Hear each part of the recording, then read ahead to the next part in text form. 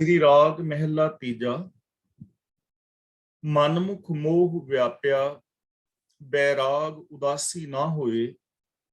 शब्द ना चीनै सदा दुख, हर दरगाह पत खोए। मनमुख ਦਾ ਮਤਲਬ ਆਪ ਖੁਦਰਾ ਮਨੁੱਖ ਜੋ ਗੁਰੂ ਦਰਸਾਏ ਰਾਹ ਦੇ ਉੱਤੇ ਨਹੀਂ ਤੁਰਦਾ। ਮੋਹ ਦਾ ਮਤਲਬ ਮੋਹ ਵਿੱਚ, ਤੇ ਬੈਰਾਗ ਦਾ ਮਤਲਬ ਹੈ ਅੰਦਰ ਪਿਆਰ ਪੈਦਾ ਕਰਨਾ। ਉਦਾਸੀ ਦਾ ਮਤਲਬ ਇੱਥੇ ਹੈ ਉਪਰਾਮਤਾ, ਨਿਰਲੇਪ ਹੋਣਾ। ਆਪਣੇ ਮਨ ਦੇ ਪਿੱਛੇ ਤੁਰਨ ਵਾਲਾ ਆਪ ਖੁਦਰਾ ਮਨੁੱਖ ਮਾਇਆ ਦੇ ਮੋਹ ਵਿੱਚ ਫਸਿਆ ਰਹਿੰਦਾ ਹੈ। ਉਹਦੇ ਅੰਦਰ ਨਾ ਹੀ ਤਾਂ ਪ੍ਰਭੂ ਦੀ ਲਗਨ ਪੈਦਾ ਹੁੰਦੀ ਹੈ, ਨਾ ਪ੍ਰਭੂ ਦਾ ਪਿਆਰ ਪੈਦਾ ਹੁੰਦਾ ਹੈ, ਤੇ ਨਾ ਹੀ ਉਹ ਮਾਇਆ ਮੋਹ ਵੱਲੋਂ ਉਦਾਸ ਹੀ ਹੁੰਦਾ ਹੈ, ਮਤਲਬ ਉਪਰਾਮ ਵੀ ਨਹੀਂ ਹੁੰਦਾ। ਆਪ ਖੁਦਰਾ ਮਨੁੱਖ ਹਮੇਸ਼ਾ ਮਾਇਆ ਦੇ ਮੋਹ ਵਿੱਚ ਫਸਿਆ ਰਹਿੰਦਾ ਹੈ, ਨਾ ਉਸ ਦੇ ਅੰਦਰ ਪ੍ਰਭੂ ਦਾ ਪਿਆਰ ਪੈਦਾ ਹੁੰਦਾ ਹੈ, ਔਰ ਨਾ ਹੀ ਮਾਇਆ ਦੇ ਮੋਹ ਵੱਲੋਂ ਉਹਦੇ ਮਨ ਦੇ ਅੰਦਰ ਉਪਰਾਮਤਾ ਹੁੰਦੀ ਹੈ। ਮਾਇਆ ਦੇ ਮੋਹ ਨੂੰ ਵੀ ਉਹ ਛੱਡਦਾ ਨਹੀਂ। ਇਸ ਤਰ੍ਹਾਂ ਉਹਦੀ ਜ਼ਿੰਦਗੀ ਕਿਵੇਂ ਨਿਕਲਦੀ ਹੈ? ਸ਼ਬਦ ਨਾ ਚੀਨੈ ਸਦਾ ਦੁੱਖ, ਹਰ ਦਰਗਾਹ ਪਤ ਖੋਏ। ਇਹਨੂੰ ਪਤ ਪੋਲਾ ਜਾਂ ਨਹੀਂ ਪੜਨਾ, ਪਤ ਬੋਲਣਾ ਹੈ। ਪਤ ਦਾ ਮਤਲਬ ਇੱਜ਼ਤ। ਚੀਨੈ ਦਾ ਮਤਲਬ ਹੁੰਦਾ ਹੈ ਪਛਾਣ ਦਾ। ਚੀਨਣ ਦਾ ਮੀਨਿੰਗ ਹੁੰਦਾ ਹੈ ਪਛਾਨਣਾ। ਐਸਾ ਜੋ ਆਪ ਖੁਦਰਾ ਮਨੁੱਖ ਹੈ, ਉਹ ਗੁਰੂ ਦੇ ਸ਼ਬਦ ਨੂੰ, ਗੁਰੂ ਦੇ ਗਿਆਨ ਨੂੰ ਨਹੀਂ ਵਿਚਾਰਦਾ, ਗੁਰੂ ਦੇ ਉਪਦੇਸ਼ ਨੂੰ ਆਪਣੇ ਗਿਆਨ ਮੰਡਲ ਵਿੱਚ ਨਹੀਂ ਵਸਾਉਂਦਾ। ਇਹਦਾ ਰਿਜ਼ਲਟ ਕੀ ਨਿਕਲਦਾ ਹੈ? ਸਦਾ ਦੁੱਖ। ਹਮੇਸ਼ਾ ਉਹਨੂੰ ਦੁੱਖ ਘੇਰੀ ਰੱਖਦਾ ਹੈ, ਉਹਦੇ ਜੀਵਨ ਵਿੱਚ ਹਮੇਸ਼ਾ ਦੁੱਖ ਰਹਿੰਦਾ ਹੈ। ਤੇ ਰੱਬੀ ਦਰਗਾਹ ਦੇ ਅੰਦਰ ਵੀ ਉਹ ਇੱਜ਼ਤ ਗਵਾ ਲੈਂਦਾ ਹੈ। ਉਹਨੂੰ ਰੱਬੀ ਦਰਗਾਹ ਵਿੱਚ ਵੀ ਮਾਨ ਸਤਿਕਾਰ ਨਹੀਂ ਮਿਲਦਾ, ਯਾਨੀ ਜ਼ਿੰਦਗੀ ਦੇ ਅੰਦਰ ਦੁੱਖ ਵੀ ਰਹਿੰਦਾ ਹੈ ਔਰ ਇੱਜ਼ਤ ਵੀ ਨਹੀਂ ਰਹਿੰਦੀ। ਇਸ ਲਈ ਸਾਨੂੰ ਕੀ ਕਰਨਾ ਚਾਹੀਦਾ ਹੈ? ਜੇ ਅਸੀਂ ਜੀਵਨ ਨੂੰ ਸਫਲ ਸੁਚੱਜਾ ਬਣਾਉਣਾ ਚਾਹੁੰਦੇ ਹਾਂ ਤਾਂ ਸਾਨੂੰ ਕੀ ਕਰਨਾ ਚਾਹੀਦਾ ਹੈ? ਗੁਰੂ ਜੀ ਕਹਿੰਦੇ ਹਨ, ਹਉਮੈ ਗੁਰਮੁਖ ਖੋਈਐ, ਨਾਮ ਰਤੇ ਸੁਖ ਹੋਏ। ਖੋਈਐ ਦਾ ਮਤਲਬ ਨਾਸ ਕਰ ਲਈਦੀ ਹੈ, ਦੂਰ ਕਰ ਲਈਦੀ ਹੈ। ਗੁਰੂ ਦੇ ਦੱਸੇ ਰਾਹ ਤੇ ਤੁਰਿਆ ਹਉਮੈ ਦੂਰ ਹੋ ਜਾਂਦੀ ਹੈ। ਗੁਰੂ ਗਿਆਨ ਮੁਤਾਬਕ ਜ਼ਿੰਦਗੀ ਜੀਵਿਆਂ ਅੰਦਰੋਂ ਈਗੋ ਮਿਟ ਜਾਂਦੀ ਹੈ। ਨਾਮ ਰਤੇ ਦਾ ਮਤਲਬ ਪ੍ਰਭੂ ਦੀ ਸਿਫਤ ਸਲਾਹ ਵਿੱਚ ਰੰਗੇ ਜਾਈਦਾ ਹੈ ਤੇ ਨਾਲ ਸੁਖ ਵੀ ਪ੍ਰਾਪਤ ਹੋ ਜਾਂਦਾ ਹੈ। ਯਾਨੀ ਜੇ ਅਸੀਂ ਚਾਹੁੰਦੇ ਹਾਂ ਕਿ ਸਾਡੀ ਜ਼ਿੰਦਗੀ ਦੇ ਅੰਦਰ ਸੁਖ ਆਵੇ ਤਾਂ ਸਾਨੂੰ ਗੁਰੂ ਦਰਸਾਏ ਮਾਰਗ ਤੇ ਚੱਲ ਕੇ ਹਉਮੈ ਦਾ ਤਿਆਗ ਕਰਨਾ ਚਾਹੀਦਾ ਹੈ ਔਰ ਆਪਣੇ ਆਪੇ ਨੂੰ ਪ੍ਰਭੂ ਦੀ ਸਿਫਤ ਸਲਾਹ ਦੇ ਵਿੱਚ ਰੰਗਣਾ ਚਾਹੀਦਾ ਹੈ। ਮੇਰੇ ਮਨ ਅਹਨਿਸ ਪੂਰ ਰਹੀ ਨਿਤ ਆਸਾ। ਇਹ ਦਾ ਮਤਲਬ ਦਿਨ, ਨਿਸ ਦਾ ਮਤਲਬ ਰਾਤ, ਪੂਰ ਰਹੀ ਦਾ ਮਤਲਬ ਭਰੀ ਰਹਿੰਦੀ ਹੈ। ਹੇ ਮੇਰੇ ਮਨ, ਤੇਰੇ ਅੰਦਰ ਤਾਂ ਦਿਨ ਰਾਤ ਵਿਕਾਰਾਂ ਦੀ, ਮਾਇਆ ਦੀ ਆਸ ਹੀ ਭਰੀ ਰਹਿੰਦੀ ਹੈ। ਤੂੰ ਤੇ ਹਮੇਸ਼ਾ ਇਹਨਾਂ ਵਿਕਾਰਾਂ ਆਦਿਕ ਦੀਆਂ ਆਸ਼ਾਵਾਂ ਦੇ ਨਾਲ ਹੀ ਭਰਿਆ ਹੋਇਆ ਹੈ। ਆਮ ਜੋ ਇਨਸਾਨ ਹੈ, ਬਹੁ ਗਿਣਤੀ, ਮਨ ਦੇ ਅੰਦਰ ਅਨੇਕਾਂ ਤਰ੍ਹਾਂ ਦੀਆਂ ਆਸਾਵਾਂ, ਅਨੇਕਾਂ ਤਰ੍ਹਾਂ ਦੇ ਪਾਪ, ਵਿਕਾਰ, ਨੈਗੇਟਿਵਿਟੀ, ਨਕਾਰਾਤਮਕਤਾ ਦੇ ਨਾਲ ਮਨੁੱਖੀ ਮਨ ਭਰਿਆ ਰਹਿੰਦਾ ਹੈ। ਤਾਂ ਹੇ ਮੇਰੇ ਮਨ, ਦਿਨ ਰਾਤ ਤੇਰੇ ਅੰਦਰ ਤਾਂ ਮਾਇਆ ਦੀ ਆਸ ਹੀ ਭਰੀ ਰਹਿੰਦੀ ਹੈ। ਇਹਦੇ ਤੋਂ ਬਚਣ ਲਈ ਸਾਨੂੰ ਸਮਝਾ ਰਹੇ ਨੇ ਕਿ ਸਾਨੂੰ ਕੀ ਕਰਨਾ ਚਾਹੀਦਾ ਹੈ। ਸਤਿਗੁਰ ਸੇਵ ਮੋਹ ਪਰ ਜਲੈ, ਘਰ ਹੀ ਮਾਹੇ ਉਦਾਸਾ। ਪਰ ਜਲੇ ਦਾ ਮਤਲਬ ਹੈਗਾ ਚੰਗੀ ਤਰ੍ਹਾਂ ਸਾੜਨਾ, ਪ੍ਰਜਵਲਿਤ ਕਰਨਾ, ਚੰਗੀ ਤਰ੍ਹਾਂ ਸਾੜ ਦੇਣਾ, ਖਤਮ ਕਰ ਦੇਣਾ। ਹੇ ਮੇਰੇ ਮਨ, ਸਤਿਗੁਰ ਦੀ ਦੱਸੀ ਸੇਵਾ ਕਰ, ਸਤਿਗੁਰ ਦੇ ਦੱਸੇ ਰਾਹ ਤੇ ਚੱਲ, ਤਾਂ ਮਾਇਆ ਦਾ ਮੋਹ ਚੰਗੀ ਤਰ੍ਹਾਂ ਸੜ ਸਕਦਾ ਹੈ। ਤੇ ਜਦੋਂ ਸਤਿਗੁਰ ਦੇ ਦੱਸੇ ਰਾਹ ਤੇ ਚੱਲੇ ਬੰਦਾ, ਮਾਇਆ ਦਾ ਮੋਹ ਚੰਗੀ ਤਰ੍ਹਾਂ ਸੜ ਜਾਏ ਤਾਂ ਗ੍ਰਸਤ ਦੇ ਅੰਦਰ ਰਹਿੰਦਿਆਂ ਹੀ ਮਾਇਆ ਤੋਂ ਉਪਰਾਮ ਹੋ ਜਾਈਦਾ ਹੈ। ਉਦਾਸ ਦਾ ਮਤਲਬ ਨਿਰਲੇਪ ਹੋ ਜਾਈਦਾ ਹੈ। ਗੁਰੂ ਦੇ ਦੱਸੇ ਰਾਹਾਂ ਤੇ ਤੁਰਿਆ ਅੰਦਰੋਂ ਮਾਇਆ ਦਾ ਮੋਹ ਖਤਮ ਹੋ ਜਾਂਦਾ ਹੈ ਔਰ ਘਰ ਗ੍ਰਸਤੀ ਅਤੇ ਸੰਸਾਰ ਦੇ ਅੰਦਰ ਰਹਿੰਦਿਆਂ ਹੋਇਆਂ ਹੀ ਮਨੁੱਖ ਇਹਨਾਂ ਵਿਕਾਰਾਂ ਤੋਂ ਨਿਰਲੇਪ ਹੋ ਜਾਂਦਾ ਹੈ। ਜਿਵੇਂ ਪਾਣੀ ਵਿੱਚ ਮੁਰਗਾਬੀ ਹੈ, ਜਿਵੇਂ ਪਾਣੀ ਵਿੱਚ ਕਮਲ ਦਾ ਫੁੱਲ ਹੈ, ਇਸ ਤਰ੍ਹਾਂ ਬੰਦਾ ਨਿਰਲੇਪ ਰਹਿੰਦਾ ਹੈ। ਤਾਂ ਇਹਦਾ ਭਾਵ ਇਹ ਹੋਇਆ ਕਿ ਸਾਨੂੰ ਗ੍ਰਸਤ ਨੂੰ ਛੱਡ ਕੇ ਜੰਗਲਾਂ ਬੇਲਿਆਂ ਵਿੱਚ ਵਿਚਰਨ ਦੀ ਲੋੜ ਨਹੀਂ ਹੈ, ਸਗੋਂ ਗੁਰੂ ਦਰਸਾਏ ਰਾਹਾਂ ਤੇ ਤੁਰਨ ਦੀ ਲੋੜ ਹੈ। ਆਪਣੇ ਅੰਦਰੋਂ ਸੈਲਫਿਸ਼ਨੈਸ ਔਰ ਮੋਹ ਨੂੰ ਖਤਮ ਕਰਨ ਦੀ ਲੋੜ ਹੈ। ਤਾਂ ਘਰ ਦੇ ਅੰਦਰ ਰਹਿੰਦਿਆਂ ਹੀ ਇਹਨਾਂ ਵਿਕਾਰਾਂ ਤੋਂ ਬੰਦਾ ਉਪਰਾਮ ਹੋ ਜਾਂਦਾ ਹੈ, ਨਿਰਲੇਪ ਹੋ ਜਾਂਦਾ ਹੈ ਔਰ ਸੁਖ ਪਾਉਂਦਾ ਹੈ। ਗੁਰਮੁਖ ਕਰਮ ਕਮਾਵੇ ਬਿਗਸੈ, ਹਰ ਬੈਰਾਗ ਆਨੰਦ। ਹਰ ਬੈਰਾਗ ਦਾ ਮਤਲਬ ਪ੍ਰਭੂ ਦਾ ਪਿਆਰ, ਬਿਗਸੈ ਦਾ ਮਤਲਬ ਖਿੜਿਆ ਰਹਿੰਦਾ ਹੈ, ਗੁਰਮੁਖ ਦਾ ਮਤਲਬ ਗੁਰੂ ਦੇ ਦੱਸੇ ਰਾਹ ਤੇ ਤੁਰਨ ਵਾਲਾ। ਕਰਮ ਕਮਾਵੇ ਦਾ ਮਤਲਬ ਕਰਮ ਕਰਦਾ ਹੈ। ਗੁਰੂ ਦੇ ਸਨਮੁਖ ਰਹਿਣ ਵਾਲਾ ਮਨੁੱਖ ਗੁਰੂ ਦੇ ਦੱਸੇ ਹੋਏ ਕਰਮ ਕਰਦਾ ਹੈ, ਯਾਨੀ ਗੁਰੂ ਦੇ ਦਿੱਤੇ ਹੋਏ ਵੇ ਆਫ ਲਾਈਫ ਨੂੰ ਅਪਣਾਉਂਦਾ ਹੈ। ਤੇ ਉਹਦਾ ਰਿਜ਼ਲਟ ਕੀ ਨਿਕਲਦਾ ਹੈ? ਬਿਗਸੈ ਦਾ ਮਤਲਬ ਉਹ ਅੰਦਰੋਂ ਖਿੜਿਆ ਰਹਿੰਦਾ ਹੈ, ਉਹਦੇ ਅੰਦਰ ਹਮੇਸ਼ਾ ਚੜ੍ਹਦੀ ਕਲਾ ਬਣੀ ਰਹਿੰਦੀ ਹੈ, ਉਹਦੇ ਅੰਦਰ ਪ੍ਰਭੂ ਦਾ ਪਿਆਰ ਪੈਦਾ ਹੋਇਆ ਰਹਿੰਦਾ ਹੈ ਔਰ ਇਸ ਤਰ੍ਹਾਂ ਉਹ ਆਨੰਦ ਮਾਣਦਾ ਹੈ। ਗੁਰੂ ਦੇ ਦੱਸੇ ਰਾਹਾਂ ਤੇ ਤੁਰਨ ਵਾਲਾ ਮਨੁੱਖ ਅੰਦਰੋਂ ਖਿੜਿਆ ਹੋਇਆ ਹੈ, ਚੜ੍ਹਦੀ ਕਲਾ ਵਿੱਚ ਹੈ, ਉਸ ਦੇ ਅੰਦਰ ਪ੍ਰਭੂ ਦਾ ਪ੍ਰੇਮ ਹੈ ਔਰ ਉਹਦੇ ਅੰਦਰ ਹਮੇਸ਼ਾ ਆਤਮਿਕ ਸੁਖ, ਆਤਮਿਕ ਆਨੰਦ ਬਣਿਆ ਰਹਿੰਦਾ ਹੈ। ਅਹਨਿਸ ਭਗਤ ਕਰੇ ਦਿਨ ਰਾਤੀ, ਹਉਮੈ ਮਾਰ ਨਿਚੰਦ। ਨਿਚੰਦ ਦਾ ਮਤਲਬ ਬੇਫਿਕਰ, ਅਹਨਿਸ ਦਾ ਮਤਲਬ ਦਿਨ ਰਾਤ, ਭਗਤ ਕਰੇ ਦਾ ਮਤਲਬ ਰੱਬੀ ਸਿਫਤ ਸਲਾਹ ਕਰਦਾ ਹੈ, ਰੱਬੀ ਰਜ਼ਾ ਵਿੱਚ ਤੁਰਦਾ ਹੈ, ਰੱਬੀ ਪ੍ਰੇਮ ਵਿੱਚ ਰਹਿੰਦਾ ਹੈ। ਉਹ ਮਨੁੱਖ ਦਿਨ ਰਾਤ ਪ੍ਰਭੂ ਦੀ ਸਿਫਤ ਸਲਾਹ ਕਰਦਾ ਹੈ, ਪ੍ਰਭੂ ਦੇ ਪਿਆਰ ਵਿੱਚ ਜ਼ਿੰਦਗੀ ਗੁਜ਼ਾਰਦਾ ਹੈ। ਉਹ ਆਪਣੇ ਅੰਦਰੋਂ ਹਉਮੈ ਨੂੰ ਮਾਰ ਲੈਂਦਾ ਹੈ ਔਰ ਆਪਣੇ ਅੰਦਰੋਂ ਹਉਮੈ ਨੂੰ ਮੁਕਾ ਕੇ, ਹਉਮੈ ਨੂੰ ਦੂਰ ਕਰਕੇ ਹਮੇਸ਼ਾ ਬੇਫਿਕਰ ਰਹਿੰਦਾ ਹੈ, ਚਿੰਤਾਵਾਂ ਤੋਂ ਰਹਿਤ ਜ਼ਿੰਦਗੀ ਬਿਤਾਉਂਦਾ ਹੈ। ਵੱਡਾ ਭਾਗ ਸਤ ਸੰਗਤ ਪਾਈ, ਹਰ ਪਾਇਆ ਸਹਿਜ ਆਨੰਦ। ਸਹਿਜ ਦਾ ਮਤਲਬ ਆਤਮਿਕ ਅਡੋਲਤਾ। ਵੱਡੇ ਭਾਗਾਂ ਨਾਲ ਉਹਨੂੰ ਸਾਧ ਸੰਗਤ ਮਿਲਦੀ ਹੈ, ਗੁਰੂ ਦੀ ਸੰਗਤ ਮਿਲਦੀ ਹੈ, ਸਚਿਆਰ ਪੁਰਸ਼ਾਂ ਦੀ ਸੰਗਤ ਮਿਲਦੀ ਹੈ। ਤੇ ਜਿੱਥੇ ਜਿਹਨੂੰ ਸੰਗਤ ਮਿਲ ਜਾਏ, ਸਚਿਆਰ ਪੁਰਸ਼ਾਂ ਦੀ ਸੰਗਤ ਵਿੱਚ ਜੋ ਮਿਲਦਾ ਹੈ ਹਰ ਪਾਇਆ, ਉੱਥੇ ਉਹਨੂੰ ਪ੍ਰਭੂ ਦਾ ਮਿਲਾਪ ਹੋ ਜਾਂਦਾ ਹੈ। ਸਹਿਜ ਆਨੰਦ ਦਾ ਮਤਲਬ ਉਹ ਆਤਮਿਕ ਅਡੋਲਤਾ ਦੇ ਅੰਦਰ ਟਿਕਿਆ ਹੋਇਆ ਆਨੰਦ ਮਾਣਦਾ ਹੈ। ਵਡਭਾਗੀ ਨੇ ਉਹ ਜਿਨ੍ਹਾਂ ਨੂੰ ਸਚਿਆਰਾਂ ਦੀ ਸੰਗਤ ਮਿਲੀ ਹੈ, ਗੁਰੂ ਦੀ ਸੰਗਤ ਮਿਲੀ ਹੈ, ਉਹਨਾਂ ਨੇ ਪ੍ਰਭੂ ਨੂੰ ਪਾਇਆ ਹੈ। ਉਹ ਆਤਮਿਕ ਅਡੋਲਤਾ ਵਿੱਚ ਟਿਕੇ ਨੇ। ਆਤਮਿਕ ਅਡੋਲਤਾ, ਸਹਿਜ ਦਾ ਮਤਲਬ ਕਿ ਮਨ, ਬਚਨ ਔਰ ਕਰਮ ਕਰਕੇ ਰੱਬੀ ਗੁਣਾਂ ਦੇ ਨਾਲ ਜੁੜੇ ਨੇ। ਉਹਨਾਂ ਇਨਸਾਨਾਂ ਨੂੰ ਫਿਰ ਆਨੰਦ ਮਿਲਦਾ ਹੈ, ਆਤਮਿਕ ਖੁਸ਼ੀਆਂ ਮਿਲਦੀਆਂ ਨੇ, ਆਤਮਿਕ ਖੇੜਾ ਮਿਲਦਾ ਹੈ। ਸੋ ਸਾਧੂ ਬੈਰਾਗੀ ਸੋਈ, ਹਿਰਦੈ ਨਾਮ ਵਸਾਏ। ਹਿਰਦੇ ਦਾ ਮਤਲਬ ਸੋਚ, ਮੈਂਟੈਲਿਟੀ। ਬੈਰਾਗੀ ਦਾ ਮਤਲਬ ਇੱਥੇ ਹੈਗਾ ਵਿਰਕਤ, ਜੋ ਸੰਸਾਰ ਨੂੰ ਛੱਡ ਕੇ ਆਪਣੇ ਆਪ ਨੂੰ ਤਿਆਗੀ ਸਮਝਦੇ ਨੇ। ਗੁਰੂ ਜੀ ਕਹਿੰਦੇ ਹਨ ਅਸਲ ਦੇ ਅੰਦਰ ਉਹ ਮਨੁੱਖ ਸਾਧੂ ਹੈ, ਅਸਲ ਦੇ ਅੰਦਰ ਉਹ ਮਨੁੱਖ ਵੈਰਾਗੀ ਹੈ, ਜਿਹੜਾ ਆਪਣੇ ਹਿਰਦੇ ਦੇ ਅੰਦਰ, ਆਪਣੀ ਸੋਚ ਦੇ ਅੰਦਰ ਰੱਬੀ ਹੁਕਮ ਨੂੰ ਵਸਾਉਂਦਾ ਹੈ। ਨਾਮ ਦਾ ਮਤਲਬ ਹੁਕਮ, ਸਿਫਤ ਸਲਾਹ। ਜਿਸ ਨੇ ਰੱਬੀ ਹੁਕਮ ਨੂੰ, ਰੱਬੀ ਗੁਣਾਂ ਨੂੰ ਆਪਣੀ ਸੋਚ ਦੇ ਅੰਦਰ ਵਸਾਇਆ ਹੋਇਆ ਹੈ, ਜੋ ਰੱਬੀ ਰਜ਼ਾ ਵਿੱਚ ਤੁਰਦਾ ਹੈ, ਜੋ ਰੱਬੀ ਗੁਣਾਂ ਦਾ ਧਾਰਨੀ ਹੈ, ਅਸਲ ਦੇ ਅੰਦਰ ਉਹ ਬੰਦਾ ਸਾਧੂ ਹੈ, ਉਹ ਬੰਦਾ ਵਿਰਕਤ ਹੈ, ਉਹ ਬੰਦਾ ਬੈਰਾਗੀ ਹੈ। ਨਿਰਾ ਸਾਧੂ ਦੇ ਭੇਸ਼ ਪਾਉਣ ਵਾਲਾ ਕੋਈ ਬੈਰਾਗੀ ਨਹੀਂ ਹੈ। ਨਿਰਾ ਘਰ ਗ੍ਰਸਤ ਨੂੰ ਛੱਡ ਕੇ ਜੰਗਲਾਂ ਵਿੱਚ ਵਿਚਰਨ ਵਾਲਾ ਬੈਰਾਗੀ ਨਹੀਂ ਹੈ। ਅਸਲ ਵੈਰਾਗਵਾਨ, ਪ੍ਰਭੂ ਦਾ ਪਿਆਰਾ, ਪ੍ਰਭੂ ਦਾ ਸਾਧੂ, ਪ੍ਰਭੂ ਦਾ ਦਾਸ ਉਹ ਹੈ ਜਿਨੇ ਆਪਣੀ ਸੋਚ ਦੇ ਅੰਦਰ ਰੱਬੀ ਗੁਣਾਂ ਨੂੰ, ਰੱਬੀ ਹੁਕਮ ਨੂੰ ਵਸਾਇਆ ਹੈ।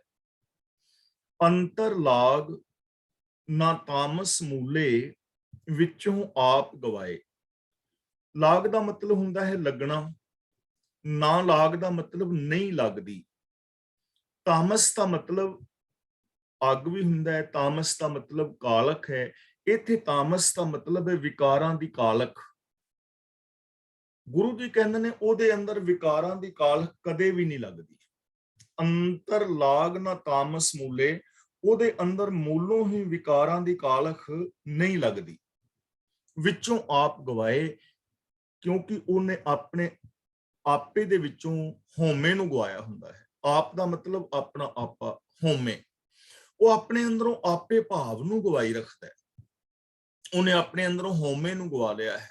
ਉਹ ਹਮੇਸ਼ਾ ਰੱਬੀ ਰਜਾ ਵਿੱਚ ਤੁਰਦਾ ਹੈ। ਐਸੇ ਇਨਸਾਨ ਦੇ ਅੰਦਰ ਕਦੇ ਵਿਕਾਰਾਂ ਦੀ ਕਾਲਖ ਨਹੀਂ ਲੱਗਦੀ, ਉਹ ਵਿਕਾਰਾਂ ਤੋਂ ਰਹਿਤ ਰਹਿੰਦਾ ਹੈ।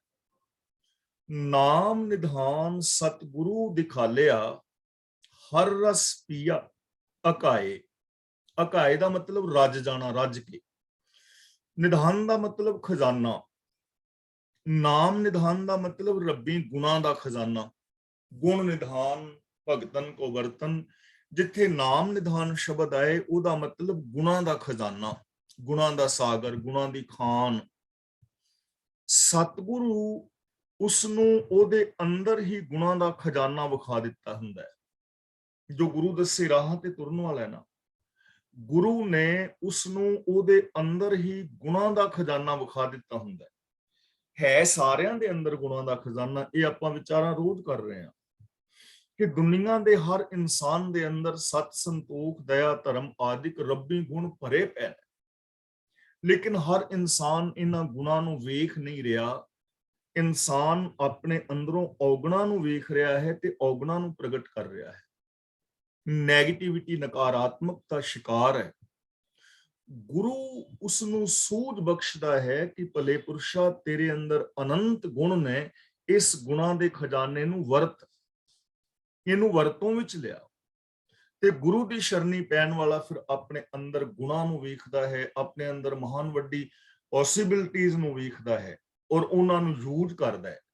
ਹਰ ਰਸ ਪੀਆ, ਫਿਰ ਉਹ ਹਰੀ ਦੇ ਰਸ ਨੂੰ ਪੀਂਦਾ ਹੈ। ਇੱਥੇ ਨਾਮ ਨਿਧਾਨ ਦਾ ਸੰਬੰਧ ਹਰੀ ਦੇ ਰਸ ਨਾਲ ਹੈ, ਰੱਬੀ ਗੁਣਾਂ ਦੇ ਨਾਲ। ਤੇ ਰੱਬੀ ਗੁਣਾਂ ਦੇ ਰਸ ਨੂੰ ਪੀਣਾ ਕੀ ਹੈ? ਜਦੋਂ ਅਸੀਂ ਗੁਣਾਂ ਨੂੰ ਅਮਲ ਵਿੱਚ ਲਿਆਵਾਂਗੇ, ਗੁਣਾਂ ਨੂੰ ਅਮਲ ਵਿੱਚ ਲਿਆਉਣ ਦੇ ਨਾਲ ਜੋ ਸੁੱਖ, ਸ਼ਾਂਤੀ, ਖੇੜਾ, ਪ੍ਰਸੰਨਤਾ ਸਾਨੂੰ ਮਿਲੇਗੀ, ਉਹਨੂੰ ਹਰ ਰਸ ਕਹਿੰਦੇ ਨੇ। ਅਘਾਏ ਦਾ ਮਤਲਬ ਰੱਜ ਜਾਂਦਾ ਹੈ। ਤਾਂ ਸਤਿਗੁਰੂ ਨੇ ਉਸ ਨੂੰ ਪ੍ਰਭੂ ਦੇ ਗੁਣਾਂ ਦਾ ਖਜ਼ਾਨਾ ਉਹਦੇ ਅੰਦਰ ਹੀ ਵਿਖਾ ਦਿੱਤਾ ਹੁੰਦਾ ਹੈ ਤੇ ਉਹ ਉਹਨਾਂ ਗੁਣਾਂ ਨੂੰ ਯੂਜ਼ ਕਰਕੇ, ਇੰਪਲੀਮੈਂਟ ਕਰਕੇ, ਉਹਨਾਂ ਗੁਣਾਂ ਦੇ ਰਸ ਨੂੰ, ਸੁੱਖ ਨੂੰ ਮਾਣਦਾ ਹੈ ਤੇ ਉਹ ਹਮੇਸ਼ਾ ਰੱਜਿਆ ਰਹਿੰਦਾ ਹੈ, ਤ੍ਰਿਪਤ ਰਹਿੰਦਾ ਹੈ। ਉਹਦੇ ਅੰਦਰ ਫਿਰ ਔਗਣਾ ਵਿਕਾਰਾਂ ਦੀ ਚਾਹਤ ਖਤਮ ਹੋ ਜਾਂਦੀ। ਪਰ ਐਸੀ ਜੋ ਜ਼ਿੰਦਗੀ ਹੈ ਮਿਲੇਗੀ ਕਿਵੇਂ? ਜਿਨ ਕਿਨੈ ਪਾਇਆ ਸਾਧ ਸੰਗਤੀ, ਪੂਰੇ ਭਾਗ ਬੈਰਾਗ। ਜਿਨ ਕਿਨੇ ਦਾ ਮਤਲਬ ਜਿਸ ਕਿਸੇ ਨੇ ਵੀ, ਬੈਰਾਗ ਦਾ ਮਤਲਬ ਬੈਰਾਗ ਵਿੱਚ, ਪ੍ਰੇਮ ਵਿੱਚ ਟਿਕ ਕੇ। ਤਾਂ ਪ੍ਰਭੂ ਨੂੰ ਜਿਸ ਕਿਸੇ ਨੇ ਵੀ ਲੱਭਾ ਹੈ, ਸਾਧ ਸੰਗਤ ਵਿੱਚ ਵੱਡੇ ਭਾਗਾਂ ਨਾਲ ਲੱਭਾ ਹੈ, ਪ੍ਰੇਮ ਵਿੱਚ ਜੁੜ ਕੇ ਲੱਭਿਆ ਹੈ। ਜਿਸ ਕਿਸੇ ਨੇ ਵੀ ਲੱਭਿਆ ਹੈ, ਜਿਨਨੇ ਵੀ ਪਾਇਆ ਹੈ, ਜਿਨਨੇ ਵੀ ਅੰਦਰਲੇ ਗੁਣਾਂ ਦੇ ਨਾਲ ਸਾਂਝ ਪਾਈ ਹੈ, ਜਿਨਨੇ ਵੀ ਚਾਰ ਚੁਫੇਰੇ ਪ੍ਰਭੂ ਦੇ ਨੂਰ ਜ਼ਹੂਰ ਨੂੰ ਤੱਕਿਆ ਹੈ, ਜਿਸ ਕਿਸੇ ਨੇ ਵੀ ਰੱਬ ਵਰਗਾ ਪਿਆਰ ਵਿਹਾਰ ਹਰ ਇੱਕ ਦੇ ਨਾਲ ਕੀਤਾ ਹੈ, ਉਹਨੂੰ ਇਹ ਦਾਤ ਸਤਸੰਗਤ ਵਿੱਚੋਂ, ਗੁਰੂ ਦੀ ਸ਼ਰਨ ਵਿੱਚੋਂ ਮਿਲੀ ਹੈ ਔਰ ਪੂਰੇ ਪ੍ਰੇਮ ਦੇ ਅੰਦਰ ਟਿਕਣ ਦੇ ਨਾਲ ਮਿਲੀ ਹੈ, ਰੱਬੀ ਗੁਣਾਂ ਦੇ ਨਾਲ ਪ੍ਰੇਮ ਕੀਤਿਆਂ ਮਿਲੀ ਹੈ। ਤਾਂ ਗੁਰੂ ਸਾਹਿਬ ਜੀ ਸਾਨੂੰ ਸਮਝਾ ਰਹੇ ਨੇ ਕਿ ਪ੍ਰਭੂ ਨੂੰ ਜਿਸ ਕਿਸੇ ਨੇ ਵੀ ਲੱਭਿਆ ਹੈ, ਸਾਧ ਸੰਗਤ ਵਿੱਚ ਵੱਡੇ ਭਾਗਾਂ ਨਾਲ ਲੱਭਿਆ ਹੈ, ਪ੍ਰੇਮ ਵਿੱਚ ਜੁੜ ਕੇ ਲੱਭਿਆ ਹੈ। ਜੇਕਰ ਅਸੀਂ ਵੀ ਚਾਹੁੰਦੇ ਹਾਂ ਕਿ ਅਸੀਂ ਅੰਦਰ ਵਸਤੇ ਪ੍ਰਭੂ ਦੇ ਨਾਲ ਸਾਂਝ ਪਾਈਏ, ਤਾਂ ਸਾਨੂੰ ਵੀ ਰੱਬੀ ਗੁਣਾਂ ਦੇ ਨਾਲ ਪਿਆਰ ਕਰਨਾ ਚਾਹੀਦਾ ਹੈ। ਲੇਕਿਨ ਕੁਝ ਲੋਕ ਐਸੇ ਨੇ ਜੋ ਇਸ ਦਾਤ ਤੋਂ ਵਾਂਝੇ ਨੇ। ਵਾਂਝੇ ਕੌਣ ਰਹਿ ਜਾਂਦੇ ਨੇ? ਮਨਮੁਖ ਫਿਰੈ ਨਾ ਜਾਣੈ ਸਤਿਗੁਰ, ਹਉਮੈ ਅੰਦਰ ਲਾਗ। ਲਾਗ ਦਾ ਮਤਲਬ ਪਾ, ਲੱਗੀ ਰਹਿਣਾ। ਤਾਂ ਗੁਰੂ ਜੀ ਕਹਿੰਦੇ ਨੇ ਜੋ ਆਪ ਹੁਦਰੇ ਮਨੁੱਖ ਨੇ, ਉਹ ਸਤਿਗੁਰ ਦੀ ਵਡਿਆਈ ਨੂੰ ਨਹੀਂ ਸਮਝਦੇ। ਉਹ ਜੰਗਲਾਂ ਦੇ ਵਿੱਚ ਤੁਰੇ ਫਿਰਦੇ ਨੇ। ਮਨਮੁਖ ਫਿਰੈ ਨਾ ਜਾਣੈ ਸਤਿਗੁਰ, ਸਤਿਗੁਰ ਦੀ ਵਡਿਆਈ ਨੂੰ ਨਹੀਂ ਸਮਝਦੇ, ਗੁਰੂ ਦੇ ਦੱਸੇ ਰਾਹਾਂ ਤੇ ਨਹੀਂ ਤੁਰਦੇ, ਸਗਲੋਂ ਵਿਚਰਦੇ ਰਹਿੰਦੇ ਨੇ, ਫਿਰਦੇ ਰਹਿੰਦੇ ਨੇ, ਜੰਗਲਾਂ ਵਿੱਚ ਭਟਕਦੇ ਰਹਿੰਦੇ ਨੇ, ਘਰ ਛੱਡ ਕੇ ਤੀਰਥਾਂ ਤੇ ਭਟਕਦੇ ਰਹਿੰਦੇ ਨੇ, ਧਰਤੀ ਦੇ ਵਿੱਚ ਫਿਰਦੇ ਰਹਿੰਦੇ ਨੇ, ਜਾਂ ਮਤਲਬ ਕੇਵਲ ਧਾਰਮਿਕ ਪਹਿਨਾਵੇ ਪਹਿਨੀ ਫਿਰਦੇ ਨੇ ਜਾਂ ਵਿਖਾਵੇ ਦੇ ਕਰਮ ਕਰਦੇ ਰਹਿੰਦੇ ਨੇ, ਜੀਵਨ ਦੇ ਅਸਲ ਰਾਸਤੇ ਤੋਂ ਭਟਕੇ ਰਹਿੰਦੇ ਨੇ, ਘਰ-ਬਾਰ ਨੂੰ ਤਿਆਗਣ ਦਾ ਯਤਨ ਕਰਦੇ ਨੇ, ਪਰ ਸਤਿਗੁਰ ਦੀ ਵਡਿਆਈ ਨੂੰ ਨਹੀਂ ਸਮਝਦੇ। ਗੁਰੂ ਦੱਸੇ ਰਾਹਾਂ ਤੇ ਚੱਲ ਕੇ ਸੰਸਾਰ ਔਰ ਗ੍ਰਸਤ ਵਿੱਚ ਰਹਿੰਦਿਆਂ ਪ੍ਰਭੂ ਦੇ ਵਿੱਚ ਅਭੇਦ ਹੁੰਦੇ ਹੀ ਨਹੀਂ, ਉਸ ਚੀਜ਼ ਨੂੰ ਜਾਣਦੇ ਹੀ ਨਹੀਂ। ਕਿਉਂ? ਹਉਮੈ ਅੰਦਰ ਲਾਗ, ਕਿਉਂਕਿ ਉਹਨਾਂ ਦੇ ਅੰਦਰ ਹਉਮੈ ਦੀ ਮੈਲ ਲੱਗੀ ਰਹਿੰਦੀ ਹੈ। ਜਦੋਂ ਤੱਕ ਅੰਦਰ ਹਉਮੈ ਦੀ ਮੈਲ ਹੈ ਨਾ, ਉਦੋਂ ਤੱਕ ਬੰਦਾ ਗੁਰੂ ਦੱਸੇ ਰਾਹਾਂ ਤੇ ਨਹੀਂ ਤੁਰਦਾ। ਸਾਡੀ ਹਉਮੈ ਹੀ ਤੇ ਹੈ ਜੋ ਸਾਨੂੰ ਗੁਰਬਾਣੀ ਦਰਸਾਏ ਮਾਰਗ ਤੇ ਚੱਲਣ ਨਹੀਂ ਦਿੰਦੀ। ਜਿਵੇਂ ਆਮ ਅਸੀਂ ਭਾਸ਼ਾ ਵਿੱਚ ਕਹਿੰਦੇ ਆ ਕਿ ਫਲਾਂ ਬੰਦਾ ਬੜਾ ਹੰਕਾਰੀ ਹੈ, ਉਹ ਕਿਸੇ ਦੀ ਗੱਲ ਸੁਣਦਾ ਨਹੀਂ, ਕਿਸੇ ਦੀ ਗੱਲ ਮੰਨਦਾ ਨਹੀਂ, ਨਾ ਉਹ ਵੱਡਿਆਂ ਦੀ ਕਦਰ ਕਰਦਾ, ਨਾ ਉਹਨੂੰ ਛੋਟਿਆਂ ਦਾ ਪਿਆਰ ਹੈ। ਉਹ ਕਿਸੇ ਦੀ ਸੁਣਦਾ ਕਿੱਥੇ ਵੀ, ਬੜਾ ਹੰਕਾਰੀ ਹੈ। ਯਾਨੀ ਜੋ ਕਿਸੇ ਸਿਆਣੇ ਦੀ ਗੱਲ ਨਾ ਮੰਨੇ ਉਹਨੂੰ ਹੰਕਾਰੀ ਅਸੀਂ ਕਹਿੰਦੇ ਆ। ਜੇ ਅਸੀਂ ਆਪਣੇ ਆਪ ਨੂੰ ਵੇਖਣਾ ਹੋਵੇ ਕਿ ਕਿਤੇ ਅਸੀਂ ਹੰਕਾਰੀ ਤੇ ਨਹੀਂ, ਤਾਂ ਉਹਦੇ ਵਾਸਤੇ ਪਰਖ ਲਈ ਸਾਡੇ ਕੋਲ ਗੁਰਬਾਣੀ ਇੱਕ ਕਸਵੱਟੀ ਹੈ ਕਿ ਜੋ ਕੁਝ ਗੁਰਬਾਣੀ ਸਾਨੂੰ ਕਹਿ ਰਹੀ ਹੈ, ਗੁਰੂ ਜੀ ਸਾਨੂੰ ਸਮਝਾ ਰਹੇ ਨੇ, ਕਿ ਅਸੀਂ ਉਹਦੇ ਮੁਤਾਬਕ ਜ਼ਿੰਦਗੀ ਜੀਂਦੇ ਹਾਂ। ਜੇ ਤਾਂ ਅਸੀਂ ਉਸ ਮੁਤਾਬਕ ਜ਼ਿੰਦਗੀ ਜੀਂਦੇ ਹਾਂ ਤਾਂ ਅਸੀਂ ਹੰਕਾਰੀ ਨਹੀਂ ਹਾਂ, ਕਿਉਂਕਿ ਅਸੀਂ ਗੁਰੂ ਦੀ ਗੱਲ ਨੂੰ ਮੰਨਿਆ ਹੈ। ਤੇ ਜੇ ਅਸੀਂ ਗੁਰੂ ਦੀ ਗੱਲ ਨੂੰ ਨਕਾਰ ਦਿੱਤਾ ਹੈ ਤੇ ਇਹਦਾ ਮਤਲਬ ਅਸੀਂ ਹੰਕਾਰੀ ਹਾਂ, ਅਸੀਂ ਗੁਰੂ ਦੀ ਗੱਲ ਵੀ ਨਹੀਂ ਮੰਨ ਰਹੇ। ਤਾਂ ਜੋ ਆਪ ਹੁਦਰੇ ਮਨੁੱਖ ਨੇ, ਉਹ ਗੁਰੂ ਦੀ ਵਡਿਆਈ ਨੂੰ, ਗੁਰੂ ਦੀ ਕਦਰ ਨੂੰ, ਗੁਰੂ ਦੀ ਵਿਚਾਰਧਾਰਾ ਨੂੰ ਨਹੀਂ ਸਮਝਦੇ, ਜੀਵਨ ਦੇ ਅਸਲ ਰਾਹ ਤੋਂ ਖੁੰਝ ਕੇ ਭਟਕੇ ਰਹਿੰਦੇ ਨੇ, ਕਿਉਂਕਿ ਉਹਨਾਂ ਦੇ ਅੰਦਰ ਹਉਮੈ ਦੀ ਮੈਲ ਲੱਗੀ ਰਹਿੰਦੀ ਹੈ। ਇਸ ਤੇ ਉਲਟ ਨਾਨਕ ਸ਼ਬਦ ਰਤੇ ਹਰ ਨਾਮ ਰੰਗਾਏ, ਬਿਨ ਭੈ ਕੇ ਹੀ ਲਾਗ। ਸ਼ਬਦ ਦਾ ਮਤਲਬ ਸ਼ਬਦ ਦੇ ਰਾਹੀਂ। ਨਾਨਕ ਸ਼ਬਦ ਰਤੇ, ਜਿਹੜੇ ਮਨੁੱਖ ਗੁਰੂ ਦੇ ਸ਼ਬਦ ਵਿੱਚ ਰੰਗੇ ਹੋਏ ਨੇ, ਹਰ ਨਾਮ ਰੰਗਾਏ, ਨਾਮ ਦਾ ਮਤਲਬ ਪ੍ਰਭੂ ਦੀ ਸਿਫਤ ਸਲਾਹ, ਉਹ ਪ੍ਰਭੂ ਦੀ ਸਿਫਤ ਸਲਾਹ ਦੇ ਵਿੱਚ ਰੰਗੇ ਜਾਂਦੇ ਨੇ। ਉਹਨਾਂ ਦੀ ਸੋਚ ਨੂੰ ਰੱਬੀ ਗੁਣਾਂ ਦਾ ਰੰਗ ਚੜ ਜਾਂਦਾ ਹੈ। ਪਰ ਇਹ ਲਾਗ, ਇਹ ਰੰਗ ਜਿਹੜਾ ਹੈ, ਬਿਨ ਭੈ ਕੇ ਹੀ ਲਾਗ, ਪਾ ਤੋਂ ਬਿਨਾ ਰੰਗ ਨਹੀਂ ਚੜਦਾ। ਤਾਂ ਗੁਰੂ ਜੀ ਕਹਿੰਦੇ ਨੇ ਬਿਨ ਭੈ ਰੱਬੀ ਡਰ, ਗੁਰੂ ਦੇ ਅਦਬ ਤੋਂ ਬਿਨਾ ਅੰਦਰ ਇਹ ਪਾ ਨਹੀਂ ਮਿਲ ਸਕਦੀ, ਪਾ ਨਹੀਂ ਚੜਦੀ, ਲਾਗ ਨਹੀਂ ਲੱਗਦੀ। ਜੇ ਰੱਬੀ ਡਰ ਹੀ ਨਹੀਂ, ਅਦਬ ਨਹੀਂ, ਸਤਕਾਰ ਨਹੀਂ, ਤਾਂ ਫਿਰ ਗੁਰੂ ਦੇ ਸ਼ਬਦ ਦੇ ਨਾਲ ਵੀ ਬੰਦਾ ਨਹੀਂ ਜੁੜੇਗਾ ਨਾ। ਰੱਬੀ ਗੁਣਾਂ ਦਾ ਧਾਰਨ ਵੀ ਨਹੀਂ ਹੋਏਗਾ, ਕਿਉਂਕਿ ਅਦਬ ਹੀ ਨਹੀਂ ਅੰਦਰ, ਡਰ ਹੀ ਨਹੀਂ ਹੈ, ਭੈ ਹੀ ਨਹੀਂ ਹੈ। ਤਾਂ ਗੁਰੂ ਪਾਤਸ਼ਾਹ ਜੀ ਕਹਿੰਦੇ ਨੇ ਪਰ ਪਾ ਤੋਂ ਬਿਨਾ ਪੱਕਾ ਰੰਗ ਨਹੀਂ ਚੜਦਾ। ਤੇ ਨਾਮ ਵਿੱਚ, ਰੱਬੀ ਸਿਫਤ ਵਿੱਚ ਰੰਗੇ ਜਾਣ ਵਾਸਤੇ ਪ੍ਰਭੂ ਦੇ ਡਰ ਤੋਂ ਬਿਨਾ ਪਾ ਨਹੀਂ ਮਿਲ ਸਕਦੀ। ਜਿਵੇਂ ਲਾਗ ਲਾਈ ਦੀ ਨਾ ਕੱਪੜੇ ਨੂੰ ਚੰਗਾ ਰੰਗ ਚਾੜਨ ਵਾਸਤੇ, ਲੋਕ ਪਹਿਲਾਂ ਥੋੜਾ ਨਮਕ ਪਾ ਕੇ ਤੇ ਉਸ ਕੱਪੜੇ ਨੂੰ ਉਬਾਲਦੇ ਨੇ, ਉਹਨੂੰ ਕਹਿੰਦੇ ਨੇ ਪਾ ਲਾਣਾ। ਸ੍ਰੀ ਰਾਗ ਮਹਿਲਾ ਤੀਜਾ। ਘਰ ਹੀ ਸੌਦਾ ਪਾਈਐ, ਅੰਤਰ ਸਭ ਵਤ ਹੋਏ। ਵਤ ਦਾ ਮਤਲਬ ਹੁੰਦਾ ਹੈ ਵਸਤੂ, ਕੋਈ ਵੀ ਚੀਜ਼। ਘਰ ਹੀ ਦਾ ਮਤਲਬ ਘਰ ਵਿੱਚ ਹੀ। ਘਰ ਹੀ ਸੌਦਾ ਪਾਈਏ, ਜਿੰਨੇ ਵੀ ਉੱਤਮ ਪਦਾਰਥ ਨੇ ਉਹ ਮਨੁੱਖ ਦੇ ਹਿਰਦੇ ਦੇ ਵਿੱਚ ਹੀ ਹੈ। ਕਿਹੜਾ ਸੌਦਾ? ਜੋ ਸਾਨੂੰ ਜ਼ਿੰਦਗੀ ਵਿੱਚ ਵਰਤਣ ਲਈ, ਸੁਖੀ ਔਰ ਸ਼ਾਂਤ ਹੋਣ ਲਈ ਚਾਹੀਦਾ ਹੈ। ਜਿਵੇਂ ਸੱਚਾਈ ਹੈ, ਦਇਆ ਹੈ, ਪ੍ਰੇਮ ਹੈ, ਮੁਹੱਬਤ ਹੈ, ਇਹ ਸਾਰੇ ਦੇ ਸਾਰੇ ਗੁਣ, ਸਾਰੇ ਹੀ ਸੁਖ ਸਾਡੇ ਹਿਰਦੇ ਘਰ ਦੇ ਅੰਦਰ ਮੌਜੂਦ ਨੇ। ਅੰਤਰ ਸਭ ਵਤ ਹੋਏ, ਹਿਰਦੇ ਦੇ ਅੰਦਰ ਹੀ ਸਾਰਾ ਸੌਦਾ ਮਿਲ ਜਾਂਦਾ ਹੈ, ਔਰ ਹਿਰਦੇ ਦੇ ਅੰਦਰ ਹੀ ਸਾਰੇ ਪਦਾਰਥ, ਸਾਰੇ ਗੁਣ ਮੌਜੂਦ ਨੇ। ਬਾਹਰ ਭਟਕਣ ਦੀ ਲੋੜ ਨਹੀਂ ਹੈ, ਅੰਦਰ ਹੀ ਹਰ ਇਨਸਾਨ ਦੇ ਸਭ ਕੁਝ ਮੌਜੂਦ ਹੈ। ਇਹਨੂੰ ਸਿਰਫ ਸੋਚ ਬਦਲਣ ਦੀ ਜ਼ਰੂਰਤ ਹੈ। ਇਹਦੇ ਅੰਦਰ ਸਾਰੀਆਂ ਪੋਸੀਬਿਲਿਟੀਜ਼ ਮੌਜੂਦ ਨੇ। ਖਿਨ ਖਿਨ ਨਾਮ ਸੰਭਾਲੀਐ, ਗੁਰਮੁਖ ਪਾਵੇ ਕੋਈ। ਸੰਭਾਲੀਏ ਦਾ ਮਤਲਬ ਸੰਭਾਲਣਾ ਚਾਹੀਦਾ ਹੈ, ਯਾਦ ਰੱਖਣਾ ਚਾਹੀਦਾ ਹੈ। ਨਾਮ ਦਾ ਮਤਲਬ ਰੱਬੀ ਗੁਣਾਂ ਦਾ ਜੋ ਖਜ਼ਾਨਾ ਹੈ, ਹੁਕਮ ਹੈ। ਗੁਰਮੁਖ ਦਾ ਮਤਲਬ ਗੁਰੂ ਦੀ ਸ਼ਰਨ ਪਿਆ। ਗੁਰੂ ਦੀ ਸ਼ਰਨ ਪੈ ਕੇ ਸਵਾਸ ਸਵਾਸ ਭਾਵ ਹਰ ਪਲ ਰੱਬੀ ਹੁਕਮ ਦੇ ਨਾਲ ਜੁੜਨਾ ਚਾਹੀਦਾ ਹੈ, ਰੱਬੀ ਗੁਣਾਂ ਨੂੰ ਸੰਭਾਲਣਾ ਚਾਹੀਦਾ ਹੈ। ਜਿਹੜਾ ਕੋਈ ਵੀ ਪ੍ਰਾਪਤ ਕਰਦਾ ਹੈ, ਗੁਰਮੁਖ ਪਾਵੈ ਕੋਏ, ਗੁਰੂ ਦੀ ਸ਼ਰਨ ਵਿੱਚ ਜਾ ਕੇ ਹੀ ਕੋਈ ਪ੍ਰਾਪਤ ਕਰ ਸਕਦਾ ਹੈ। ਜਿਨਨੇ ਵੀ ਇਹ ਦਾਤ ਪ੍ਰਾਪਤ ਕੀਤੀ ਹੈ ਗੁਣਾਂ ਦੀ, ਆਤਮਿਕ ਜੀਵਨ ਦੀ, ਪ੍ਰਭੂ ਮਿਲਾਪ ਦੀ, ਮਹਾਨਤਾ ਦੀ, ਉਹਨੇ ਗੁਰੂ ਦੇ ਦੱਸੇ ਰਾਹਾਂ ਤੇ ਚੱਲ ਕੇ ਹੀ ਪਾਈ ਹੈ।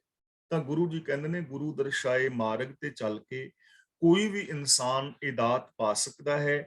ਇਸ ਲਈ ਗੁਰੂ ਦੀ ਸ਼ਰਣੀ ਪੈ ਕੇ ਹਰ ਪਲ ਰੱਬੀ ਗੁਣਾਂ ਨੂੰ ਔਰ ਰੱਬੀ ਰਜ਼ਾ ਨੂੰ ਸੰਭਾਲਣਾ ਚਾਹੀਦਾ ਹੈ, ਮੀਨਸ ਯਾਦ ਰੱਖਣਾ ਚਾਹੀਦਾ ਹੈ, ਉਹਦੀ ਯਾਦ ਵਿੱਚ ਜੀਣਾ ਚਾਹੀਦਾ ਹੈ। ਨਾਮ ਨਿਧਾਨ ਅਖੁੱਟ ਹੈ, ਵਡਭਾਗ ਪ੍ਰਾਪਤ ਹੋਏ। ਨਾਮ ਨਿਧਾਨ ਦਾ ਮਤਲਬ ਗੁਣਾਂ ਦਾ ਖਜ਼ਾਨਾ, ਅਖੁੱਟ ਦਾ ਮਤਲਬ ਜੋ ਨਾ ਮੁੱਕਣ ਵਾਲਾ ਹੈ।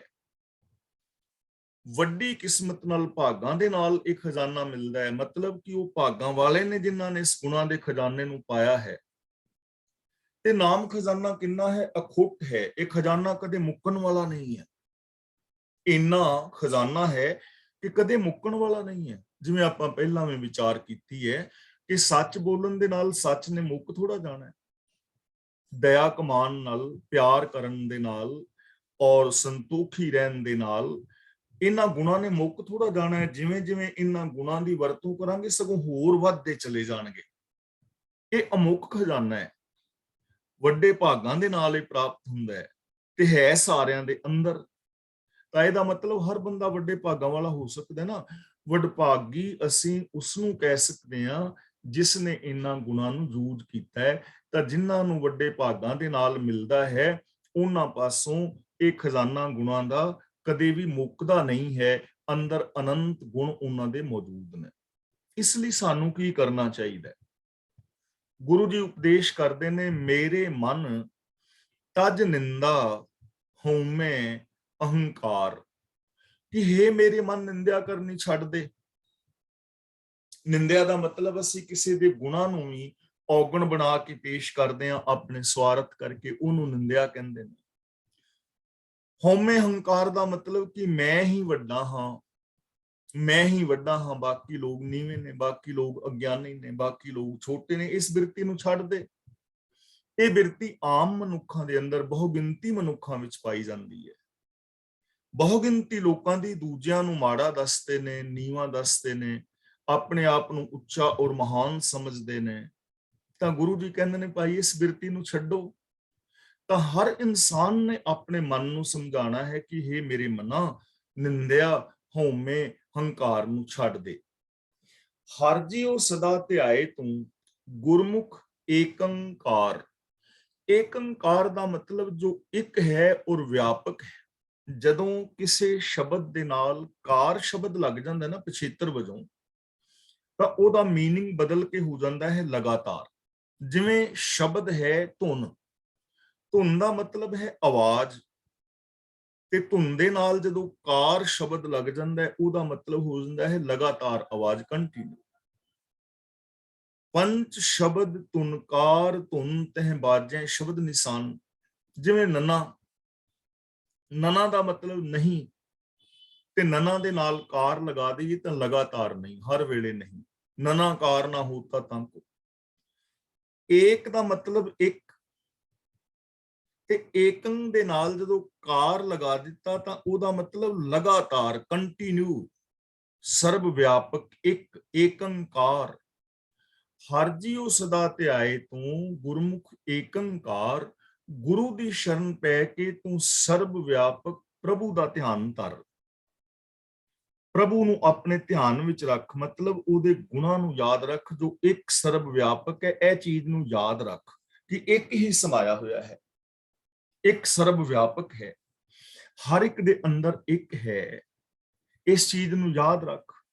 ਜੇ ਮਨੁੱਖ ਇਸ ਚੀਜ਼ ਨੂੰ ਯਾਦ ਰੱਖ ਲਵੇ ਔਰ ਇਹਨੂੰ ਅਮਲੀ ਜ਼ਿੰਦਗੀ ਪਹਿਨਾ ਦੇਵੇ ਤਾਂ ਇਹਦਾ ਜੀਵਨ ਕਿੰਨਾ ਮਹਾਨ ਹੋ ਜਾਏਗਾ। ਇਹ ਵਿਚਾਰਾਂ ਅਸੀਂ ਰੋਜ਼ ਕਰ ਰਹੇ ਹਾਂ। ਮੈਂ ਆਪਣੇ ਅੰਦਰ ਵਸਦੇ ਰੱਬੀ ਗੁਣਾਂ ਨੂੰ ਵੇਖਾਂ ਔਰ ਮਨ ਬਚਨ ਕਰਮ ਕਰਕੇ ਗੁਣਾਂ ਦੇ ਨਾਲ ਜੁੜ ਜਾਵਾਂ, ਤੇ ਤੁਹਾਡੇ ਨਾਲ ਮਨ ਬਚਨ ਕਰਮ ਕਰਕੇ ਗੁਣਾਂ ਵਾਲਾ ਬਿਹੇਵੀਅਰ ਕਰਾਂ ਔਰ ਤੁਹਾਡੇ ਵਿੱਚ ਵੀ ਗੁਣਾਂ ਨੂੰ ਵੇਖਾਂ। ਇਸੇ ਤਰ੍ਹਾਂ ਤੁਸੀਂ ਵੀ ਆਪਣੇ ਅੰਦਰ ਵਸਦੇ ਗੁਣਾਂ ਨੂੰ ਵੇਖੋ, ਮਨ ਬਚਨ ਕਰਮ ਕਰਕੇ ਗੁਣਾਂ ਦੇ ਧਾਰਨੀ ਹੋਵੋ, ਤੇ ਦੂਜਿਆਂ ਦੇ ਨਾਲ ਗੁਣਾਂ ਵਾਲਾ ਬਿਹੇਵੀਅਰ ਕਰੋ ਤੇ ਸੰਸਾਰ ਕਿੰਨਾ ਸੌਖਾ ਹੋ ਜਾਏਗਾ। ਇਹ ਚੀਜ਼ ਨੂੰ ਸਮਝਣ ਦੀ ਜ਼ਰੂਰਤ ਹੈ। ਤਾਂ ਗੁਰੂ ਦੀ ਸ਼ਰਣੀ ਪੈ ਕੇ ਸਰਵ ਵਿਆਪਕ ਪ੍ਰਭੂ ਨੂੰ ਹਮੇਸ਼ਾ ਯਾਦ ਰੱਖ ਕਿ ਉਹ ਹੀ ਚਾਰ ਚੁਫੇਰੇ ਫੈਲਿਆ ਹੋਇਆ ਹੈ। ਗੁਰਮੁਖਾਂ ਕੇ ਮੁਖ ਉਜਲੇ ਗੁਰ ਸ਼ਬਦੀ ਵਿਚਾਰ। ਵਿਚਾਰ ਦਾ ਮਤਲਬ ਵਿਚਾਰ ਕੇ, ਗੁਰ ਸ਼ਬਦੀ ਦਾ ਮਤਲਬ ਗੁਰੂ ਦੇ ਸ਼ਬਦ ਰਾਹੀਂ, ਗੁਰਮੁਖ ਦਾ ਮਤਲਬ ਜੋ ਗੁਰੂ ਦੀ ਸ਼ਰਣੀ ਰਹਿੰਦੇ ਨੇ। ਜਿਹੜੇ ਮਨੁੱਖ ਗੁਰੂ ਦੇ ਸਨਮੁਖ ਰਹਿੰਦੇ ਨੇ, ਗੁਰੂ ਦੇ ਉਪਦੇਸ਼ ਦੀ ਰਾਹੀਂ ਰੱਬੀ ਗੁਣਾਂ ਨੂੰ ਵਿਚਾਰ ਕੇ, ਰੱਬੀ ਗੁਣਾਂ ਨੂੰ ਆਪਣੇ ਵਿਚਾਰ ਮੰਡਲ ਵਿੱਚ ਵਸਾ ਕੇ ਉਹ ਹਮੇਸ਼ਾ ਸੁਖੀ ਰਹਿੰਦੇ ਨੇ, ਸੁਰਖਰੂ ਰਹਿੰਦੇ ਨੇ, ਉਜਲੇ ਮੂੰਹ ਰਹਿੰਦੇ ਨੇ। ਉਹਨਾਂ ਨੂੰ ਹਮੇਸ਼ਾ ਇੱਜ਼ਤ ਮਿਲਦੀ ਹੈ। ਮੁਖ ਉਜਲੇ ਦਾ ਮਤਲਬ ਉਜਲੇ ਮੂੰਹ, ਸੁਰਖਰੂ, ਮਾਨ ਸਤਕਾਰ ਉਹਨਾਂ ਨੂੰ ਮਿਲਦਾ ਹੈ। ਹਲਤ ਪਲਤ ਸੁਖ ਪਾਏਂਦੇ ਜਪ ਜਪ ਹਿਰਦੈ ਮੁਰਾਰ। ਹਲਤ ਪਲਤ ਦਾ ਮਤਲਬ ਲੋਕ ਪਰਲੋਕ, ਇੱਥੇ ਉੱਥੇ। ਹਲਤ ਪਲਤ ਦਾ ਮਤਲਬ ਹੈ ਹਰ ਥਾਂ ਤੇ। ਹਲਤ ਪਲਤ ਦਾ ਮੀਨਿੰਗ ਹੈ ਹਰ ਥਾਂ ਤੇ। ਹਲਤ ਪਲਤ ਸੁਖ ਪਾਏਂਦੇ, ਹਰ ਥਾਂ ਤੇ ਔਰ ਹਰ ਸਮੇਂ। ਉਹ ਆਪਣੇ ਹਿਰਦੇ ਵਿੱਚ ਰਾਖਸ਼ੀ ਬਿਰਤੀਆਂ ਨੂੰ ਖਤਮ ਕਰਨ ਵਾਲੇ ਪ੍ਰਭੂ ਦੇ ਗੁਣਾਂ ਦੇ ਨਾਲ ਸਾਂਝ ਪਾਉਂਦੇ ਨੇ ਔਰ ਹਰ ਥਾਂ ਤੇ ਸੁਖ ਮਾਣਦੇ। ਜਪ ਦਾ ਮਤਲਬ ਹੁੰਦਾ ਹੈ ਜਾਣਨਾ, ਸਾਂਝ ਪਾਣੀ। ਹਿਰਦੇ ਦਾ ਮਤਲਬ ਸੋਚ ਵਿੱਚ। ਮੁਰਾਰ ਦਾ ਮਤਲਬ ਪ੍ਰਭੂ, ਰਾਖਸ਼ੀ ਬਿਰਤੀਆਂ ਨੂੰ ਖਤਮ ਕਰਨ ਵਾਲਾ। ਤਾਂ ਉਹ ਇਨਸਾਨ ਆਪਣੇ ਹਿਰਦੇ ਅੰਦਰ ਰੱਬੀ ਗੁਣਾਂ ਨੂੰ ਵਸਾ ਕੇ, ਰੱਬੀ ਗੁਣਾਂ ਦੇ ਨਾਲ ਸਾਂਝ ਪਾ ਕੇ ਹਰ ਥਾਂ ਤੇ ਹਰ ਸਮੇਂ ਸੁਖ ਮਾਣਦੇ ਨੇ। ਘਰ ਹੀ ਵਿੱਚ ਮਹਿਲ ਪਾਇਆ ਗੁਰ ਸ਼ਬਦੀ ਵਿਚਾਰ। ਇੱਥੇ ਮਹਿਲ ਦਾ ਮਤਲਬ ਹੈ ਟਿਕਾਣਾ, ਅਸਥਾਨ, ਨਿਰਵਾਣ ਪਦ। ਤਾਂ ਗੁਰੂ ਜੀ ਕਹਿੰਦੇ ਨੇ ਗੁਰੂ ਦੇ ਸ਼ਬਦ ਦੀ ਬਰਕਤ ਨਾਲ, ਗੁਰੂ ਸ਼ਬਦ ਦੇ ਉਪਦੇਸ਼ ਦੀ ਬਰਕਤ ਨਾਲ, ਰੱਬੀ ਗੁਣਾਂ ਨੂੰ ਆਪਣੇ ਹਿਰਦੇ ਦੇ ਅੰਦਰ ਵਸਾ ਕੇ, ਵਿਚਾਰ ਮੰਡਲ ਵਿੱਚ ਵਸਾ ਕੇ ਪ੍ਰਭੂ ਦਾ ਨਿਵਾਸ ਥਾਂ ਉਹ ਆਪਣੇ ਅੰਦਰ ਹੀ ਲੱਭ ਲੈਂਦੇ ਨੇ। ਕਿ ਰੱਬੀ ਨਿਵਾਸ ਬਾਹਰ ਨਹੀਂ ਹੈ, ਆਪਣੇ ਅੰਦਰ ਹੀ ਹੈ, ਮੇਰੇ ਅੰਦਰ ਹੀ ਵਸ ਰਿਹਾ ਹੈ। ਕਬੀਰ ਜਾਕੋ ਖੋਜ ਤੇ ਪਾਇਆ ਸੋਈ ਠੌਰ, ਸੋਈ ਫਿਰ ਕਹਿ ਤੂੰ ਪਿਆ ਜਾਕੋ ਕਹਿਤਾ ਔਰ। ਜਿਹਨੂੰ ਮੈਂ ਹੋਰ ਸਮਝਦਾ ਸਾਂ ਕਿ ਜਿਸ ਨੂੰ ਮੈਂ ਬਾਹਰ ਬਾਹਰ ਲੱਭਦਾ ਫਿਰਦਾ ਸਾਂ, ਮੈਂ ਗੁਰੂ ਦੇ ਸ਼ਬਦ ਰਾਹੀਂ ਉਹਨੂੰ ਵਿਚਾਰਿਆ, ਉਹ ਟਿਕਾਣਾ ਲੱਭ ਗਿਆ, ਮੈਨੂੰ ਉਹ ਲੱਭ ਗਿਆ ਤੇ ਮੈਂ ਉਹਦਾ ਹੀ ਰੂਪ ਹੋ ਗਿਆ। ਜਿਹਨੂੰ ਮੈਂ ਕੋਈ ਹੋਰ ਸਮਝਦਾ ਸਾਂ, ਆਪਣੇ ਆਪ ਨੂੰ ਹੋਰ ਸਮਝਦਾ ਸਾਂ, ਰੱਬ ਨੂੰ ਹੋਰ ਸਮਝਦਾ ਸਾਂ, ਮੈਂ ਉਹਦਾ ਹੀ ਰੂਪ ਹੋ ਗਿਆ। ਤਾਂ ਗੁਰੂ ਦੇ ਸ਼ਬਦ ਨੂੰ ਵਿਚਾਰ ਕੇ, ਗੁਰੂ ਸ਼ਬਦ ਦੀ ਵਿਚਾਰ ਮੁਤਾਬਕ ਜ਼ਿੰਦਗੀ ਜੀ ਕੇ ਉਹ ਆਪਣੇ ਅੰਦਰ ਹੀ ਰੱਬੀ ਟਿਕਾਣੇ ਨੂੰ ਲੱਭ ਲੈਂਦੇ ਨੇ। ਪਰ ਸਾਰੇ ਐਸੇ ਨਹੀਂ ਨਾ ਜੋ ਗੁਰੂ ਦੇ ਦੱਸੇ ਰਾਹਾਂ ਤੇ ਤੁਰਨ। ਕੁਝ ਐਸੇ ਲੋਕ ਹੁੰਦੇ ਨੇ ਜੋ ਗਿਆਨ ਦੇ ਮਾਰਗ ਤੇ ਨਹੀਂ ਚੱਲਦੇ, ਜਿਨ੍ਹਾਂ ਦੇ ਅੰਦਰ ਇਨਸਾਨੀਅਤ ਨਹੀਂ ਹੈ, ਜਿਨ੍ਹਾਂ ਨੇ ਗੁਰੂ ਤੋਂ ਮੂੰਹ ਫੇਰ ਲਿਆ ਹੈ। ਉਹਨਾਂ ਦੀ ਦਸ਼ਾ ਕੈਸੀ ਹੈ? ਸਤਿਗੁਰ ਤੇ ਜੋ ਮੂੰਹ ਫੇਰੈ ਮੱਥੇ ਤਿੰਨ ਕਾਲੇ। ਫੇਰੇ ਦਾ ਮਤਲਬ ਭੁਆਉਂਦੇ ਨੇ, ਜੋ ਮਨਮੁਖ ਹੋ ਜਾਂਦੇ। ਜਿਹੜੇ ਮਨੁੱਖ ਗੁਰੂ ਤੋਂ ਬੇਮੁਖ ਹੋ ਜਾਂਦੇ ਨੇ, ਯਾਨੀ ਗੁਰੂ ਗਿਆਨ ਮੁਤਾਬਕ ਜ਼ਿੰਦਗੀ ਨਹੀਂ ਜੀਂਦੇ, ਜੋ ਗੁਰੂ ਦੱਸੇ ਰਾਹਾਂ ਤੇ ਚੱਲ ਕੇ ਮਨ, ਬਚਨ ਔਰ ਕਰਮ ਕਰਕੇ ਸੱਚ ਦੇ ਧਾਰਨੀ ਨਹੀਂ ਹੁੰਦੇ, ਮੱਥੇ ਤਿੰਨ ਕਾਲੇ, ਉਹਨਾਂ ਦੇ ਮੂੰਹ ਕਾਲੇ ਹੁੰਦੇ। ਕਾਲੇ ਹੁੰਦੇ ਦਾ ਮਤਲਬ ਉਹਨਾਂ ਨੂੰ ਫਿਟਕਾਰਾਂ ਪੈਂਦੀਆਂ ਨੇ, ਉਹਨਾਂ ਦੀ ਨਿਰਾਦਰੀ ਹੁੰਦੀ ਹੈ। ਕਾਲੇ ਮੂੰਹ ਦਾ ਮਤਲਬ ਇਹ ਨਹੀਂ ਕਿ ਮੂੰਹ ਤੇ ਕਾਲਖ ਹੀ ਮਲੀ ਜਾਂਦੀ ਹੈ। ਕਾਲਾ ਮੂੰਹ ਹੋਣ ਦਾ ਮਤਲਬ ਉਹਨਾਂ ਨੂੰ ਨਮੋਸ਼ੀ ਦਾ ਮੂੰਹ ਵੇਖਣਾ ਪੈਂਦਾ ਹੈ, ਉਹਨਾਂ ਦੀ ਬਦਨਾਮੀ ਹੁੰਦੀ ਹੈ, ਉਹਨਾਂ ਨੂੰ ਮਾਣ ਆਦਰ ਨਹੀਂ ਮਿਲਦਾ। ਤਾਂ ਜੋ ਗੁਰੂ ਦਰਸਾਏ ਮਾਰਗ ਤੋਂ ਉਲਟ ਚੱਲ ਕੇ ਮਾੜੇ ਕਰਮ ਕਰਦੇ ਨੇ, ਉਹਨਾਂ ਦੇ ਮੱਥੇ ਭ੍ਰਿਸ਼ਟੇ ਰਹਿੰਦੇ ਨੇ, ਉਹ ਆਪਣੇ ਹੰਕਾਰ ਵਿੱਚ ਹੀ ਫਿਰਦੇ ਨੇ, ਉਹਨਾਂ ਨੂੰ ਫਿਟਕਾਰਾਂ ਪੈਂਦੀਆਂ ਨੇ, ਭਾਵ ਨਿਰਾਦਰੀ ਹੁੰਦੀ ਹੈ, ਉਹਨਾਂ ਨੂੰ ਨਮੋਸ਼ੀ ਦਾ ਮੂੰਹ ਵੇਖਣਾ ਪੈਂਦਾ ਹੈ। ਅਨਦਿਨ ਦੁੱਖ ਕਮਾਉਂਦੇ ਨਿਤ ਜੋਹੇ ਜਮਜਾਲੇ। ਜਮਜਾਲੇ ਦਾ ਮਤਲਬ ਜਮਾਂ ਦੇ ਜਾਲ ਵਿੱਚ ਜਾਂ ਜਮਾਂ ਦੇ ਜਾਲ ਨੇ।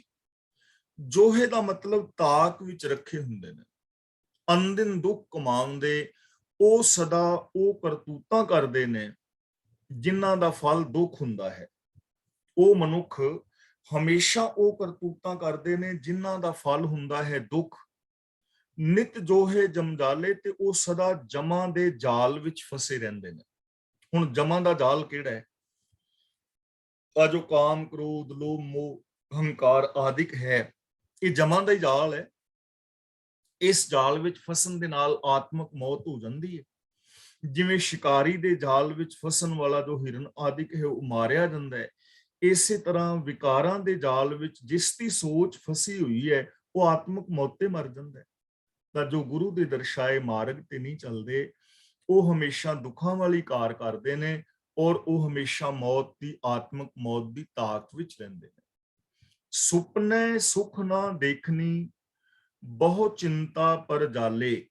ਪਰ ਜਾਲੇ ਦਾ ਮਤਲਬ ਚਿੰਤਾ ਉਹਨਾਂ ਨੂੰ ਚੰਗੀ ਤਰ੍ਹਾਂ ਸਾੜਦੀ ਹੈ। ਐਸੇ ਲੋਕ ਜੋ ਗੁਰੂ ਦਰਸਾਏ ਮਾਰਗ ਤੋਂ ਉਲਟ ਮਾੜੀ ਜ਼ਿੰਦਗੀ ਜੀ ਰਹੇ ਨੇ, ਕਦੇ ਸੁਪਨੇ ਵਿੱਚ ਵੀ ਸੁੱਖ ਨਹੀਂ ਮਾਣਦੇ। ਉਹਨਾਂ ਨੂੰ ਸੁੱਖਾਂ ਦਾ ਸੁਪਨਾ ਵੀ ਨਹੀਂ ਆਉਂਦਾ। ਮਤਲਬ ਉਹ ਹਮੇਸ਼ਾ ਦੁਖੀ ਰਹਿੰਦੇ ਨੇ, ਔਰ ਚਿੰਤਾ ਉਹਨਾਂ ਨੂੰ ਹਮੇਸ਼ਾ ਸਾੜਦੀ ਰਹਿੰਦੀ ਹੈ। ਉਹ ਚਿੰਤਾ ਦੇ ਅੰਦਰ ਖਚਿਤ ਰਹਿੰਦੇ ਨੇ। ਐਸੇ ਲੋਕ ਚਿੰਤਾ ਰੋਗ ਦਾ ਸ਼ਿਕਾਰ ਹੋ ਜਾਂਦੇ ਨੇ। ਔਰ ਹਕੀਕਤ ਹੈ, ਜਦੋਂ ਅਸੀਂ ਇਸ ਸੰਸਾਰ ਨੂੰ, ਸਮਾਜ ਨੂੰ, ਆਪਣੇ ਜੀਵਨ ਨੂੰ, ਆਪਣੇ ਚੌਗਿਰਦੇ ਵਿੱਚ ਅਸੀਂ ਵੇਖਦੇ ਹਾਂ, ਤਾਂ ਹਕੀਕਤ ਤਾਂ ਇਹੀ ਹੈ ਕਿ ਸਾਰੇ ਸੁੱਖਾਂ ਦੇ ਸਾਧਨ ਹੁੰਦਿਆਂ ਹੋਇਆਂ ਵੀ ਬੰਦਾ ਸੁਖੀ ਨਹੀਂ ਹੈ, ਬੰਦਾ ਸ਼ਾਂਤ ਨਹੀਂ ਹੈ। ਕਾਰਨ ਕਿ ਉਹ ਅੰਦਰ ਗੁਣ ਹੀ ਨਹੀਂ ਹੈ, ਜੀਵਨ ਦਾ ਰਾਸਤਾ ਹੀ ਸੁੱਖਾਂ ਵਾਲਾ ਨਹੀਂ ਹੈ। ਸਭਨਾ ਕਾ ਦਾਤਾ ਏਕ ਹੈ, ਆਪੇ ਬਖਸ਼ ਕਰੇ। ਸਾਰਿਆਂ ਜੀਵਾਂ ਨੂੰ ਦਾਤਾਂ ਦੇਣ ਵਾਲਾ ਇੱਕੋ ਹੀ ਹੈ, ਔਰ ਸਾਰਿਆਂ ਦੇ ਉੱਤੇ ਬਖਸ਼ਿਸ਼ ਕਰ ਰਿਹਾ ਹੈ। ਦਾਤਾ ਵੀ ਇੱਕ ਹੈ, ਬਖਸ਼ਿਸ਼ ਵੀ ਸਾਰਿਆਂ ਤੇ ਕਰਦਾ ਹੈ, ਔਰ ਬਖਸ਼ਿਸ਼ ਵੀ ਬਰਾਬਰ ਕਰਦਾ ਹੈ, ਘੱਟ ਵੱਧ ਨਹੀਂ। ਜਿਵੇਂ ਸੂਰਜ ਹੈ ਤਾਂ ਉਹ ਸਾਰਿਆਂ ਵਾਸਤੇ ਹੀ ਚੜ ਰਿਹਾ ਹੈ, ਅਮੀਰਾਂ ਲਈ ਵੀ, ਗਰੀਬਾਂ ਲਈ ਵੀ। ਬਰਾਬਰ ਦਾ ਜੋ ਮੌਸਮ ਹੈ, ਠੰਡਾ ਗਰਮ, ਸਾਰਿਆਂ ਲਈ ਇੱਕੋ ਜਿਹਾ ਹੈ। ਪਾਣੀ ਸਭ ਦੀ ਪਿਆਸ ਬੁਝਾਉਂਦਾ ਹੈ, ਚਾਹੇ ਕੋਈ ਅਮੀਰ ਗਰੀਬ ਹੈ। ਹਵਾ ਸਾਰਿਆਂ ਨੂੰ ਜੀਵਨ ਦਿੰਦੀ ਹੈ। ਧਰਤੀ ਸਾਰਿਆਂ ਦੀ ਸਾਂਝੀ ਹੈ। ਚੰਦਰਮਾ ਸਾਰਿਆਂ ਦਾ ਸਾਂਝਾ ਹੈ। ਟਾਈਮ ਸਾਰਿਆਂ ਨੂੰ ਹੀ 24 ਘੰਟੇ ਮਿਲਦਾ ਹੈ। ਮਨੁੱਖੀ ਜ਼ਿੰਦਗੀ ਸਾਰਿਆਂ ਨੂੰ ਹੀ ਮਿਲੀ ਹੈ। ਦਿਮਾਗ ਸਭ ਨੂੰ ਹੀ ਮਿਲਿਆ ਹੈ। ਤਾਂ ਸਾਰਿਆਂ ਦੇ ਉੱਤੇ ਬਖਸ਼ਿਸ਼ ਤਾਂ ਹੈ। ਉਹ ਤਾਂ ਦਾਤਾਂ ਸਭ ਨੂੰ ਇੱਕ ਜੈਸੀਆਂ ਦੇ ਰਿਹਾ ਹੈ। ਅੱਗੋਂ ਜੋ ਵੰਡੀਆਂ ਪਾਈਆਂ ਨੇ ਉਹ ਅਸਾਂ ਪਾਈਆਂ ਨੇ। ਅੰਦਰ ਜੋ ਗੁਣਾਂ ਦੇ ਨਾਲੋਂ ਟੁੱਟੇ ਆ ਉਹ ਅਸੀਂ ਟੁੱਟੇ ਆ। ਇਹ ਸਾਡੀ ਪ੍ਰੋਬਲਮ ਹੈ। ਦਾਤਾ ਇੱਕੋ ਹੀ ਹੈ, ਔਰ ਸਭ ਨੂੰ ਇੱਕ ਜੈਸੀਆਂ ਬਖਸ਼ਿਸ਼ਾਂ ਕਰਦਾ ਹੈ, ਸਭ ਦੇ ਉੱਤੇ ਰਹਿਮਤ ਕਰਦਾ ਹੈ। ਸਾਰਿਆਂ ਦੇ ਅੰਦਰ ਰੱਬੀ ਗੁਣ ਮੌਜੂਦ ਨੇ। ਕਹਿਣਾ ਕਿਛੂ ਨਾ ਜਾਵਈ, ਜਿਸ ਭਾਵੈ ਤਿਸ ਦੇ। ਇਹ ਨਹੀਂ ਕਿਹਾ ਜਾ ਸਕਦਾ ਕਿ ਉਹ ਕਿਹਨੂੰ ਦੇਵੇਗਾ ਤੇ ਕਿਹਨੂੰ ਨਹੀਂ ਦੇਵੇਗਾ। ਇਹਦੇ ਬਾਰੇ ਅਸੀਂ ਹੋਰ ਕੁਝ ਨਹੀਂ ਕਹਿ ਸਕਦੇ। ਜਿਸ ਭਾਵੈ, ਜਿਹਨੂੰ ਭਾਉਂਦਾ ਹੈ, ਇਸ ਦੇ ਉਹਨੂੰ ਦੇ ਦਿੰਦਾ। ਜਿਸ ਭਾਵੈ, ਜਿਹਨੂੰ ਭਾਉਂਦਾ ਹੈ ਉਹਨੂੰ ਦੇ ਦਿੰਦਾ। ਹੁਣ ਦੇਖੋ, ਜੇ ਤੁਹਾਨੂੰ ਸੁੱਖ ਪਾਉਂਦਾ ਹੈ ਤਾਂ ਰੱਬ ਤੁਹਾਨੂੰ ਸੁੱਖ ਦੇ ਦੇਗਾ। ਜੇ ਤੁਹਾਨੂੰ ਪਾਉਂਦਾ ਹੈ ਕਿ ਮੈਂ ਸੱਚ ਬੋਲਣਾ ਹੈ, ਸੱਚ ਬੋਲਣਾ ਚੰਗਾ ਲੱਗਦਾ ਹੈ, ਤਾਂ ਰੱਬ ਇਹ ਥੋੜਾ ਕਹਿੰਦਾ ਵੀ ਤੂੰ ਸੱਚ ਨਾ ਬੋਲ, ਦਇਆ ਨਾ ਕਰ, ਪ੍ਰੇਮ ਨਾ ਕਰ। ਹੁਣ ਇਹ ਸਾਡੇ ਤੇ ਡਿਪੈਂਡ ਕਰੇਗਾ ਕਿ ਸਾਨੂੰ ਚੰਗਾ ਕੀ ਲੱਗਦਾ ਹੈ। ਸਤ, ਸੰਤੋਖ, ਦਇਆ, ਧਰਮ, ਧੀਰਜ ਆਦਿਕ ਦੇ ਗੁਣਾਂ ਨੂੰ ਧਾਰਨ ਕਰਨ ਲੱਗਿਆਂ ਕਦੇ ਰੱਬ ਨੇ ਕਿਸੇ ਨੂੰ ਆਣ ਕੇ ਕਿਹਾ ਹੈ ਵੀ ਤੂੰ ਸੱਚ ਨਹੀਂ ਬੋਲ ਸਕਦਾ, ਤੂੰ ਮਨੁੱਖਤਾ ਨਾਲ ਪਿਆਰ ਨਹੀਂ ਕਰ ਸਕਦਾ, ਤੁਸੀਂ ਪਤੀ ਪਤਨੀ ਦੋਵੇਂ ਪਿਆਰ ਨਾਲ ਨਹੀਂ ਰਹਿ ਸਕਦੇ। ਰੱਬ ਨੇ ਜਾਂ ਕੁਦਰਤ ਨੇ ਕਿਸੇ ਨੂੰ ਵਾਂਝਿਆ ਰੱਖਿਆ ਨਾ। ਪਰ ਸਾਨੂੰ ਚੰਗਾ ਹੀ ਨਹੀਂ ਲੱਗਦਾ। ਆਪ ਹੀ ਨਹੀਂ ਸਾਨੂੰ ਸੱਚ ਚੰਗਾ ਲੱਗ ਰਿਹਾ, ਦਇਆ ਚੰਗੀ ਨਹੀਂ ਲੱਗ ਰਹੀ, ਤਾਂ ਫਿਰ ਅਸੀਂ ਕੀ ਕਰੀਏ? ਰੱਬ ਕੀ ਕਰੇ? ਕੁਦਰਤ ਕੀ ਕਰੇ? ਬਦਕਿਸਮਤੀ ਦੇ ਨਾਲ, ਅਫਸੋਸ ਦੇ ਨਾਲ ਕਹਿਣਾ ਪੈ ਰਿਹਾ ਹੈ ਕਿ ਮਨੁੱਖ ਨੂੰ ਚੰਗੇ ਗੁਣ ਪਾਏ ਹੀ ਨਹੀਂ, ਇਹਨੂੰ ਪਾਏ ਹੀ ਮਾੜੇ ਨੇ। ਨੈਗੇਟਿਵਿਟੀ ਨਾਲ ਇਹਨੇ ਪਿਆਰ ਕੀਤਾ ਹੈ, ਪੋਜ਼ਿਟਿਵਿਟੀ ਨੂੰ ਇਹਨੂੰ ਚੰਗੀ ਹੀ ਨਹੀਂ ਲੱਗੀ। ਨਕਾਰਾਤਮਕ ਵਿਚਾਰ ਹੀ ਇਹਦੇ ਅੰਦਰ ਆਏ ਨੇ। ਈਰਖਾ, ਦਵੈਸ਼, ਵੈਰ, ਵਿਰੋਧ ਇਹਨੂੰ ਚੰਗੀ ਲੱਗੀ ਹੈ ਤੇ ਉਹ ਬਿਲਕੁਲ ਇਹਦੇ ਜੀਵਨ ਵਿੱਚ ਪ੍ਰਫੁੱਲਤ ਹੋ ਰਹੀ ਹੈ। ਆ ਜਾਤੀਵਾਦ, ਮੇਰ ਤੇਰ ਦੇ ਵਿਤਕਰੇ ਇਹਨੂੰ ਚੰਗੇ ਲੱਗੇ ਨੇ ਤੇ ਚਾਰੇ ਪਾਸੇ ਫੈਲ ਰਹੇ ਨੇ। ਜੇ ਇਹਨੂੰ ਚੰਗਾ ਲੱਗਦਾ ਕਿ ਏਕ ਪਿਤਾ ਏਕਸ ਕੇ ਹਮ ਬਾਰਿਕ ਨੂੰ ਅਮਲੀ ਰੂਪ ਦੇਣਾ ਹੈ, ਜੇ ਇਹਨੂੰ ਚੰਗਾ ਲੱਗਦਾ ਕਿ ਮੈਂ ਹਰ ਇੱਕ ਦੇ ਨਾਲ ਭੈਣਾਂ ਭਰਾਵਾਂ ਦੀ ਤਰ੍ਹਾਂ ਰਹਿਣਾ ਹੈ, ਜੇ ਮਨੁੱਖ ਨੂੰ ਇਹ ਚੰਗਾ ਲੱਗਦਾ ਕਿ ਮੈਂ ਇਮਾਨਦਾਰੀ ਵਾਲੀ ਜ਼ਿੰਦਗੀ ਜੀਣੀ ਹੈ, ਤਾਂ ਇਹਨੂੰ ਇਹ ਚੀਜ਼ਾਂ ਮਿਲਣੀਆਂ ਸਨ, ਇਹਨਾਂ ਚੀਜ਼ਾਂ ਨੂੰ ਇਹ ਯੂਜ਼ ਕਰਦਾ। ਪਰ ਇਹਨੂੰ ਚੰਗੀਆਂ ਹੀ ਨਹੀਂ ਲੱਗਦੀਆਂ ਤਾਂ ਨਹੀਂ ਨਾ ਯੂਜ਼ ਕਰਦਾ। ਤਾਂ ਗੁਰੂ ਜੀ ਕਹਿੰਦੇ ਨੇ ਜਿਸ ਨੂੰ ਪ੍ਰਭੂ ਦੀ ਰਜ਼ਾ ਵਿੱਚ ਤੁਰਨਾ ਚੰਗਾ ਲੱਗਦਾ ਹੈ, ਉਹਨੂੰ ਰੱਬ ਗੁਣ ਦੇ ਦਿੰਦਾ ਹੈ। ਤੇ ਜਿਹਨੂੰ ਭਾਈ ਔਗਣ ਚੰਗੇ ਲੱਗਦੇ ਨੇ ਔਗਣ ਲਈ ਜਾਂਦਾ। ਜੇ ਸ਼ਰਾਬ ਪੀਣਾ ਚੰਗਾ ਲੱਗਦਾ ਤੇ ਪੀ ਵੀ ਜਾਓ, ਆਪਣੀਆਂ ਕਿਡਨੀਆਂ ਲੀਵਰ ਖਰਾਬ ਕਰ ਲਓ। ਤੇ ਜੇ ਤੁਹਾਨੂੰ ਅੰਮ੍ਰਿਤ ਪਾਨ ਕਰਨਾ ਚੰਗਾ ਲੱਗਦਾ ਹੈ, ਖੰਡੇ ਬਾਟੇ ਦਾ ਪਾਹੁਲ ਲੈਣਾ ਚੰਗਾ ਲੱਗਦਾ ਹੈ, ਤਾਂ ਤੁਸੀਂ ਛਕਣ ਵਾਸਤੇ ਜਾਓ, ਤੁਹਾਨੂੰ ਕੋਈ ਮਨਾ ਥੋੜੀ ਕਰੇਗਾ। ਇਹ ਤਾਂ ਹੁਣ ਸਾਡੇ ਤੇ ਡਿਪੈਂਡ ਕਰਦਾ ਨਾ ਕਿ ਅਸੀਂ ਕੀ ਕਰਨਾ ਚਾਹੁੰਦੇ ਹਾਂ। ਅਸੀਂ ਗੁਰਬਾਣੀ ਵਾਲੀ ਜ਼ਿੰਦਗੀ ਜੀਵੀਏ ਤਾਂ ਸਾਨੂੰ ਮਨਾ ਥੋੜੀ ਕੋਈ ਕਰਦਾ। ਜੇ ਅਸੀਂ ਕਰਮਕਾਂਡੀ ਵਾਲੀ ਜ਼ਿੰਦਗੀ ਜੀਣੀ ਹੈ ਤਾਂ ਸਾਡੀ ਮਰਜ਼ੀ ਹੈ। ਤੀਰਥਾਂ ਦੇ ਉੱਤੇ ਵਿਚਰਨਾ, ਵਰਤਨ ਰਾਤੇ ਜਾਂ ਹੋਰ ਜੋ ਵੀ ਝੂਠ ਫਰੇਬ ਹੈ, ਉਹ ਸਾਡੀ ਆਪਣੀ ਮਰਜ਼ੀ ਹੈ, ਮਨਾ ਥੋੜਾ ਕਰਦਾ। ਜਿਹਨੂੰ ਜੋ ਚੀਜ਼ ਚੰਗੀ ਲੱਗਦੀ ਹੈ ਮਿਲੇਗੀ ਤਾਂ ਉਹ ਹੀ ਨਾ। ਤਾਂ ਕਹਿਣਾ ਕਿਛੂ ਨਾ ਜਾਵਈ, ਰੱਬੀ ਹੁਕਮ ਦੇ ਉਲਟ ਕੁਛ ਨਹੀਂ ਕਿਹਾ ਜਾ ਸਕਦਾ, ਕੁਛ ਨਹੀਂ ਕੀਤਾ ਜਾ ਸਕਦਾ। ਰੱਬੀ ਰਜ਼ਾ ਦੇ ਵਿੱਚ ਹੀ ਜ਼ਿੰਦਗੀ ਜੀਣੀ ਪੈਂਦੀ ਹੈ। ਜਿਸ ਇਨਸਾਨ ਨੂੰ ਚੰਗੇ ਗੁਣ ਪਾਉਂਦੇ ਨੇ, ਰੱਬ ਉਹਨੂੰ ਦਾਤਾਂ ਦੇ ਦਿੰਦਾ ਹੈ। ਨਾਨਕ ਗੁਰਮੁਖ ਪਾਈਐ, ਆਪੇ ਜਾਣੈ ਸੋਏ। ਸੋਏ ਦਾ ਮਤਲਬ ਪ੍ਰਭੂ। ਤਾਂ ਗੁਰੂ ਜੀ ਕਹਿੰਦੇ ਨੇ ਗੁਰੂ ਦੀ ਸ਼ਰਨ ਪਿਆ ਪ੍ਰਭੂ ਦੇ ਨਾਲ ਮਿਲਾਪ ਹੋ ਜਾਂਦਾ। ਪਾਈਏ ਦਾ ਮਤਲਬ ਪਾ ਲਈਦਾ। ਗੁਰਮੁਖ ਨਾਨਕ ਗੁਰਮੁਖ ਪਾਈਐ, ਗੁਰੂ ਦੀ ਸ਼ਰਨੀ ਪਿਆ ਉਸ ਪ੍ਰਭੂ ਨੂੰ ਪਾ ਲਈਦਾ। ਉਹ ਆਪ ਹੀ ਸਭ ਕੁਝ ਜਾਣਦਾ ਹੈ। ਤਾਂ ਦੇਖੋ ਸਾਡੇ ਸਾਹਮਣੇ ਇੱਕ ਫਾਰਮੂਲਾ ਹੈ, ਇੱਕ ਰਾਹ ਹੈ, ਔਰ ਉਹ ਹੈ ਗੁਰੂ ਦੀ ਸ਼ਰਨੀ ਪੈਣਾ। ਗੁਰੂ ਦੀ ਸ਼ਰਨੀ ਪੈਣ ਦਾ ਮਤਲਬ ਗੁਰੂ ਦੀ ਵਿਚਾਰਧਾਰਾ ਨੂੰ ਮਨ, ਬਚਨ ਔਰ ਕਰਮ ਕਰਕੇ ਅਪਣਾਉਣਾ।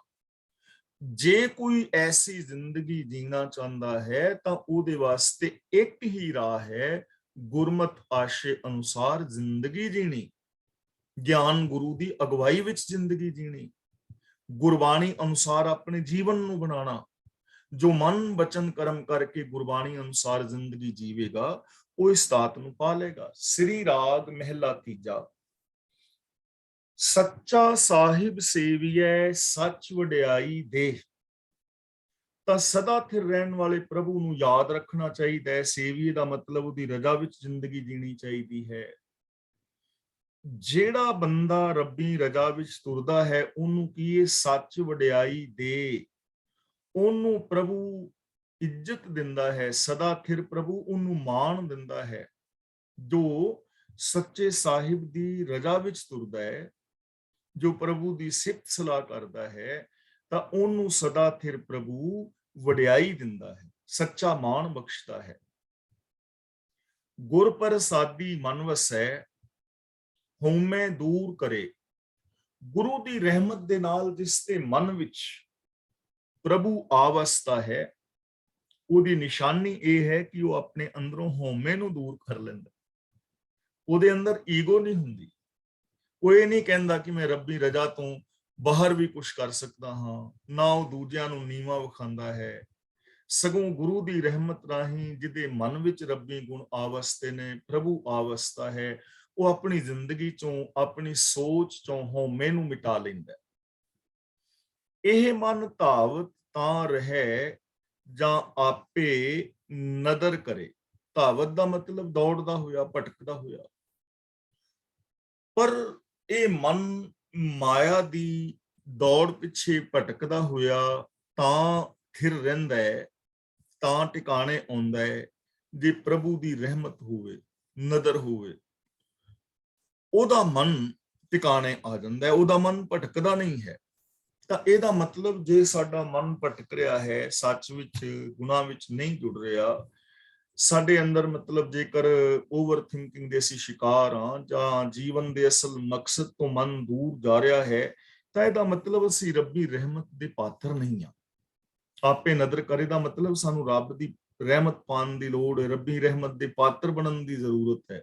ਤੇ ਰੱਬੀ ਰਹਿਮਤ ਦੇ ਪਾਤਰ ਕਿਵੇਂ ਬਣਿਆ ਜਾਏਗਾ, ਉਹ ਪਿਛਲੀ ਪੰਕਤੀ ਵਿੱਚ ਦੱਸ ਆਏ ਨੇ। ਗੁਰ ਪ੍ਰਸਾਦੀ ਮਨ ਵਸੈ, ਗੁਰੂ ਦੀ ਰਹਿਮਤ ਰਾਹੀਂ, ਗੁਰੂ ਦੇ ਗਿਆਨ ਮੁਤਾਬਕ ਜ਼ਿੰਦਗੀ ਜੀਣੀ ਚਾਹੀਦੀ ਹੈ। ਔਰ ਅਗਲੀ ਪੰਕਤੀ ਵਿੱਚ ਰਹਾਉ ਦੀ ਵਿੱਚ ਸਾਨੂੰ ਦੱਸ ਰਹੇ ਨੇ ਕਿ ਕੀ ਕਰਨਾ ਚਾਹੀਦਾ ਸਾਨੂੰ।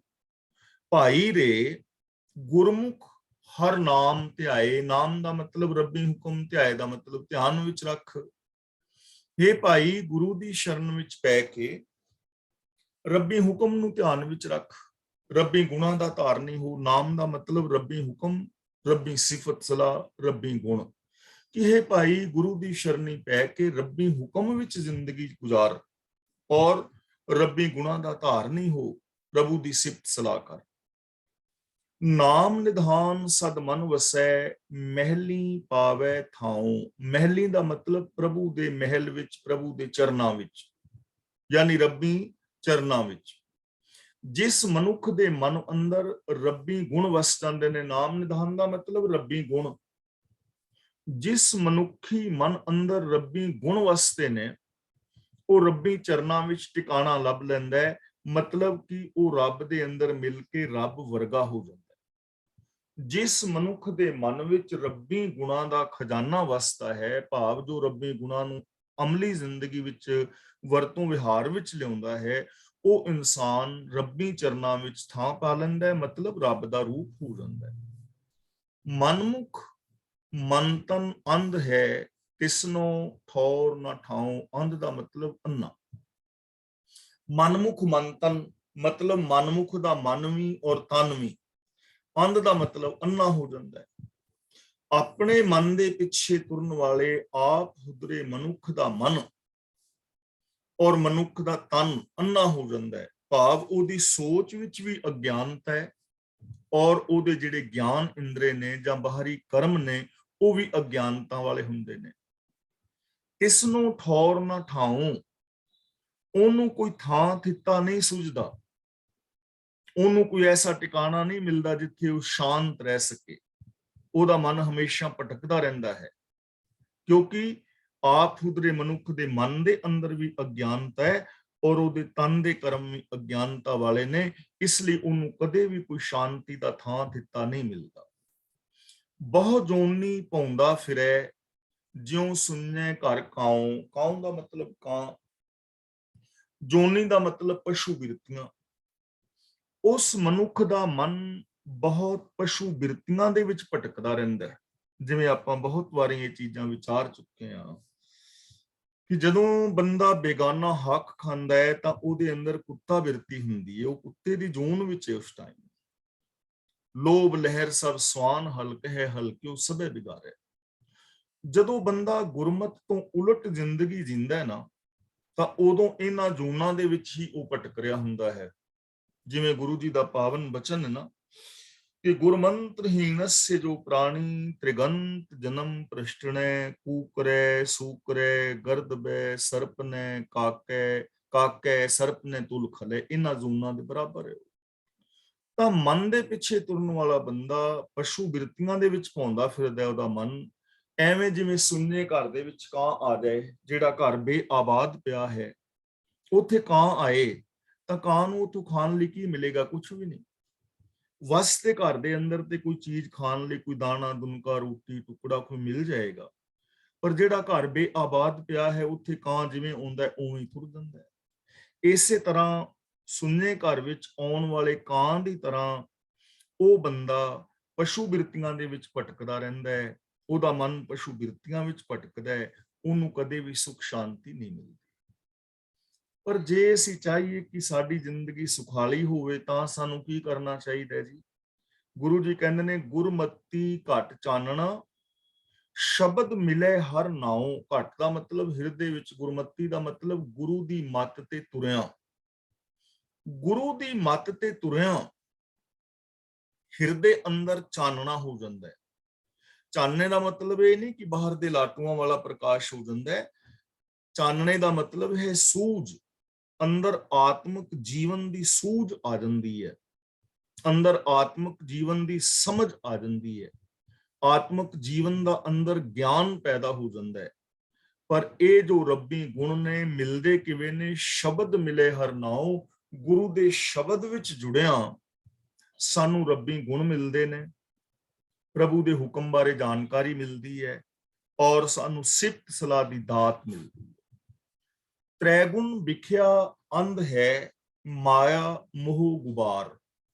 ਤ੍ਰੈਗੁਣ ਦਾ ਮਤਲਬ ਰਜੋ, ਤਮੋ ਔਰ ਸਤੋ। ਤ੍ਰੈਗੁਣ ਵਿਖਿਆ ਦਾ ਮਤਲਬ ਤਿੰਨਾਂ ਗੁਣਾਂ ਵਾਲੀ ਮਾਇਆ, ਵਿਖਿਆ ਦਾ ਮਤਲਬ ਜ਼ਹਿਰ। ਤ੍ਰੈਗੁਣ ਵਿਖਿਆ ਅੰਧ ਹੈ, ਅੰਧ ਦਾ ਮਤਲਬ ਅੰਨਾ। ਤ੍ਰੈਗੁਣੀ ਮਾਇਆ ਦੇ ਪ੍ਰਭਾਵ ਹੇਠ ਜਗਤ ਅਗਿਆਨੀ ਹੋ ਰਿਹਾ ਹੈ, ਅੰਨਾ ਹੋ ਰਿਹਾ ਹੈ। ਮਾਇਆ ਦੇ ਮੋਹ ਦਾ ਹਨੇਰਾ ਚੁਫੇਰੇ ਪਸਰਿਆ ਹੋਇਆ ਹੈ। ਤਿੰਨ ਗੁਣ ਕਿਹੜੇ ਨੇ? ਰਜਗੁਣ, ਤਮਗੁਣ ਔਰ ਸਤਗੁਣ। ਰਜਗੁਣ ਦਾ ਮਤਲਬ ਲਾਲਚ ਅਧੀਨ ਕੀਤੇ ਗਏ ਕਰਮ। ਤਮਗੁਣ ਦਾ ਮਤਲਬ ਅਗਿਆਨਤਾ ਭਰੇ ਕੀਤੇ ਹੋਇਆ ਕਰਮ ਕਾਂਡ ਜਿਨ੍ਹਾਂ ਦਾ ਕੋਈ ਲਾਭ ਨਹੀਂ ਹੈ। ਤੇ ਸਤਗੁਣ ਦਾ ਮਤਲਬ ਦੁਨੀਆ ਦਾ ਤਿਆਗ ਕਰ ਦੇਣਾ। ਇਹ ਅਗਿਆਨਤਾ ਦਾ ਹਨੇਰਾ ਹੈ ਔਰ ਇਸ ਮਾਇਆ ਦਾ ਪ੍ਰਭਾਵ ਮਨੁੱਖੀ ਮਨ ਦੇ ਅੰਦਰ ਪਿਆ ਹੋਇਆ ਹੈ। ਲੋਭੀ, ਇੱਥੇ ਥੋੜਾ ਜਿਹਾ ਰੁਕਣਾ ਹੈ। ਲੋਭੀ ਅੰਨ ਕੋ ਸੇਵ ਪੜ ਵੇਦਾਂ ਕਰੇ ਪੁਕਾਰ। ਪੜ ਪੋਲਾ ਜਾਂ ਨਹੀਂ ਬੋਲਣਾ, ਇਹਨੂੰ ਬੋਲਣਾ ਹੈ ਪੜ। ਕੜਾਰੇ ਥੱਲੇ ਅੱਧਾ ਹਾਹਾ ਬੁਲਾ ਕੇ ਥੋੜਾ ਭਾਰਾ। ਅੰਨ ਕੋ ਦਾ ਮਤਲਬ ਕਿਸੇ ਹੋਰ ਨੂੰ। ਲੋਭੀ, ਲੋਭ ਗ੍ਰਸੇ ਜੀਵ ਉਂਝ ਤਾਂ ਵੇਦਾਂ ਆਦਿਕ ਧਰਮ ਪੁਸਤਕਾਂ ਨੂੰ ਪੜ੍ਹਦੇ ਨੇ ਔਰ ਉਹਨਾਂ ਦੇ ਉਪਦੇਸ਼ ਦਾ ਢੰਡੋਰਾ ਵੀ ਦਿੰਦੇ ਨੇ, ਪੁਕਾਰ ਵੀ ਕਰਦੇ ਨੇ, ਲੋਕਾਂ ਨੂੰ ਕਹਿੰਦੇ ਨੇ ਕਿ ਇਸ ਉਪਦੇਸ਼ ਨੂੰ ਮੰਨੋ। ਪਰ ਅੰਨ ਕੋ ਸੇਵਦੇ, ਲੇਕਿਨ ਉਹ ਪ੍ਰਭੂ ਨੂੰ ਵਿਸਾਰ ਕੇ ਅੰਦਰੋਂ ਮਾਇਆ ਦੀ ਸੇਵਾ ਕਰਦੇ ਨੇ। ਰੱਬੀ ਗੁਣਾਂ ਨੂੰ ਛੱਡ ਕੇ ਤੇ ਹੋਰ ਵਿਕਾਰਾਂ ਦੇ ਧਾਰਨੀ ਨੇ। ਬੇਸ਼ੱਕ ਵੈਸੇ ਧਾਰਮਿਕ ਗ੍ਰੰਥ ਪੜ੍ਹ ਰਹੇ ਨੇ, ਲੋਕਾਂ ਨੂੰ ਉਪਦੇਸ਼ ਵੀ ਕਰ ਰਹੇ ਨੇ, ਪਰ ਜਿਹੜੇ ਲੋਭੀ ਇਨਸਾਨ ਨੇ ਨਾ, ਬੇਸ਼ੱਕ ਉਹ ਵੇਦ ਸ਼ਾਸਤਰ ਪੜ੍ਹ ਰਹੇ ਨੇ, ਧਾਰਮਿਕ ਗ੍ਰੰਥ ਪੜ੍ਹ ਰਹੇ ਨੇ, ਦੂਜਿਆਂ ਨੂੰ ਉਪਦੇਸ਼ ਵੀ ਕਰਦੇ ਨੇ, ਪਰ ਅੰਦਰ ਲੋਭ ਦੇ ਕਾਰਨ ਅੰਨ ਕੋ ਸੇਵਦੇ ਦਾ ਮਤਲਬ ਹੋਰ ਪਾਸੇ ਤੁਰੇ ਫਿਰਦੇ ਨੇ, ਮਾਇਆ ਦੇ ਪਿਆਰ ਵਿੱਚ ਜੀਂਦੇ, ਸੱਚ ਨੂੰ ਛੱਡ ਕੇ ਹੋਰ ਜ਼ਿੰਦਗੀ ਜੀ ਰਹੇ ਨੇ। ਔਰ ਇਸ ਚੀਜ਼ ਨੂੰ ਜੇ ਦੇਖਣਾ ਹੋਵੇ ਨਾ, ਸੰਸਾਰ ਵੱਲ ਇੱਕ ਝਾਤ ਮਾਰੋ, ਕਿੰਨੇ ਲੋਕ ਨੇ ਜੋ ਧਰਮ ਅਸਥਾਨਾਂ ਵਿੱਚ ਜਾ ਰਹੇ ਨੇ। ਸਾਰੇ ਮਾੜੇ ਨਹੀਂ ਹਨ, ਲੇਕਿਨ ਬਹੁ ਗਿਣਤੀ ਨੂੰ ਜਦੋਂ ਵੇਖੋਗੇ ਤਾਂ ਜ਼ਿੰਦਗੀ ਵਿੱਚ ਤੇ ਵਿਕਾਰ ਹੀ ਨੇ ਨਾ। ਝੂਠ ਹੈ, ਫਰੇਬ ਹੈ, ਲਾਲਚ ਹੈ, ਲੜਾਈ ਦੰਗੇ ਫਸਾਦ ਨੇ। ਵਿਖਿਆ ਅੰਦਰ ਪਚ ਮੂਏ, ਨਾ ਉਰਵਾਰ ਨਾ ਪਾਰ। ਪਚ ਮੂਏ ਦਾ ਮਤਲਬ ਖੁਆਰ ਹੋ ਕੇ ਆਤਮਕ ਮੌਤੇ ਮਰ ਗਏ।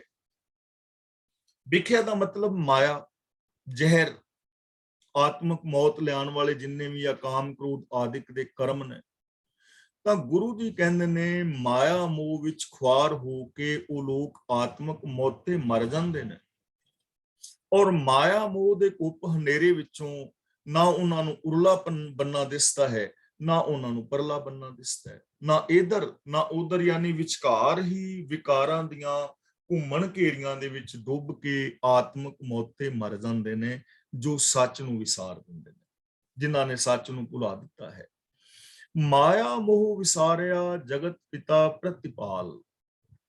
ਮਾਇਆ ਦੇ ਮੋਹ ਵਿੱਚ ਫਸ ਕੇ ਜੀਵਨ ਨੇ ਜਗਤ ਦੇ ਪਿਤਾ ਪਾਲਣਹਾਰ ਨੂੰ ਭੁਲਾ ਦਿੱਤਾ ਹੈ। ਮਾਇਆ ਦਾ ਮਤਲਬ ਉਹ ਸੋਚ ਜੋ ਸਾਨੂੰ ਰੱਬੀ ਗੁਣਾਂ ਨਾਲੋਂ ਤੋੜਦੀ ਹੈ, ਜੋ ਸਾਡੇ ਅੰਦਰ ਸੈਲਫਿਸ਼ਨੈਸ ਪੈਦਾ ਕਰਦੀ ਹੈ।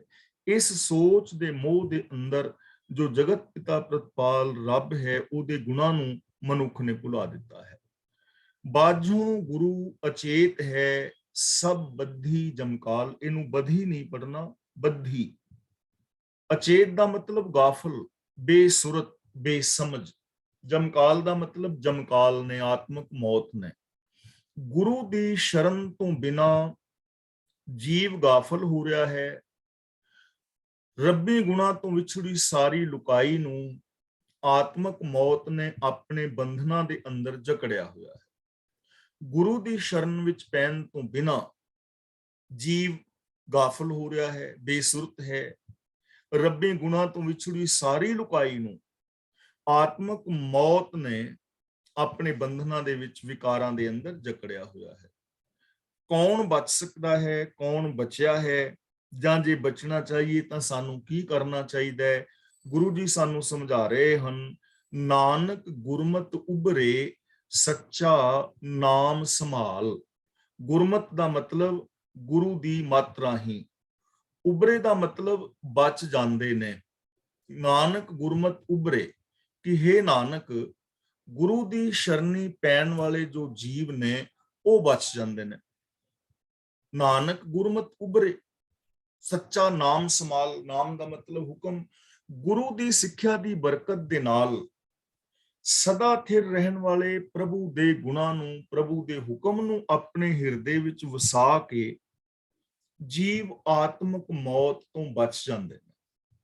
ਆਤਮਿਕ ਮੌਤ ਤੋਂ ਉਹ ਲੋਕ ਬਚੇ ਨੇ, ਸੱਚਾ ਨਾਮ ਦਾ ਮਤਲਬ ਜਿਨ੍ਹਾਂ ਨੇ ਪ੍ਰਭੂ ਦਾ ਸੱਚਾ ਹੁਕਮ, ਪ੍ਰਭੂ ਦੀ ਸਿੱਧ ਸਲਾਹ ਨੂੰ ਆਪਣੀ ਸੁਰਤ ਦੇ ਅੰਦਰ ਸੰਭਾਲਿਆ ਹੈ। ਯਾਨੀ ਜੋ ਗੁਰੂ ਦੇ ਦੱਸੇ ਰਾਹਾਂ ਤੇ ਚੱਲ ਕੇ ਰੱਬੀ ਗੁਣਾ ਮੁਤਾਬਕ ਜ਼ਿੰਦਗੀ ਜੀਂਦੇ ਹਨ, ਉਹ ਜਿਹੜੇ ਲੋਕ ਨੇ ਉਹ ਇਸ ਵਿਕਾਰਾਂ ਦੇ ਜਾਲ ਤੋਂ, ਆਤਮਿਕ ਮੌਤ ਤੋਂ ਸਦਾ ਸਦਾ ਵਾਸਤੇ ਬਚ ਜਾਂਦੇ ਹਨ।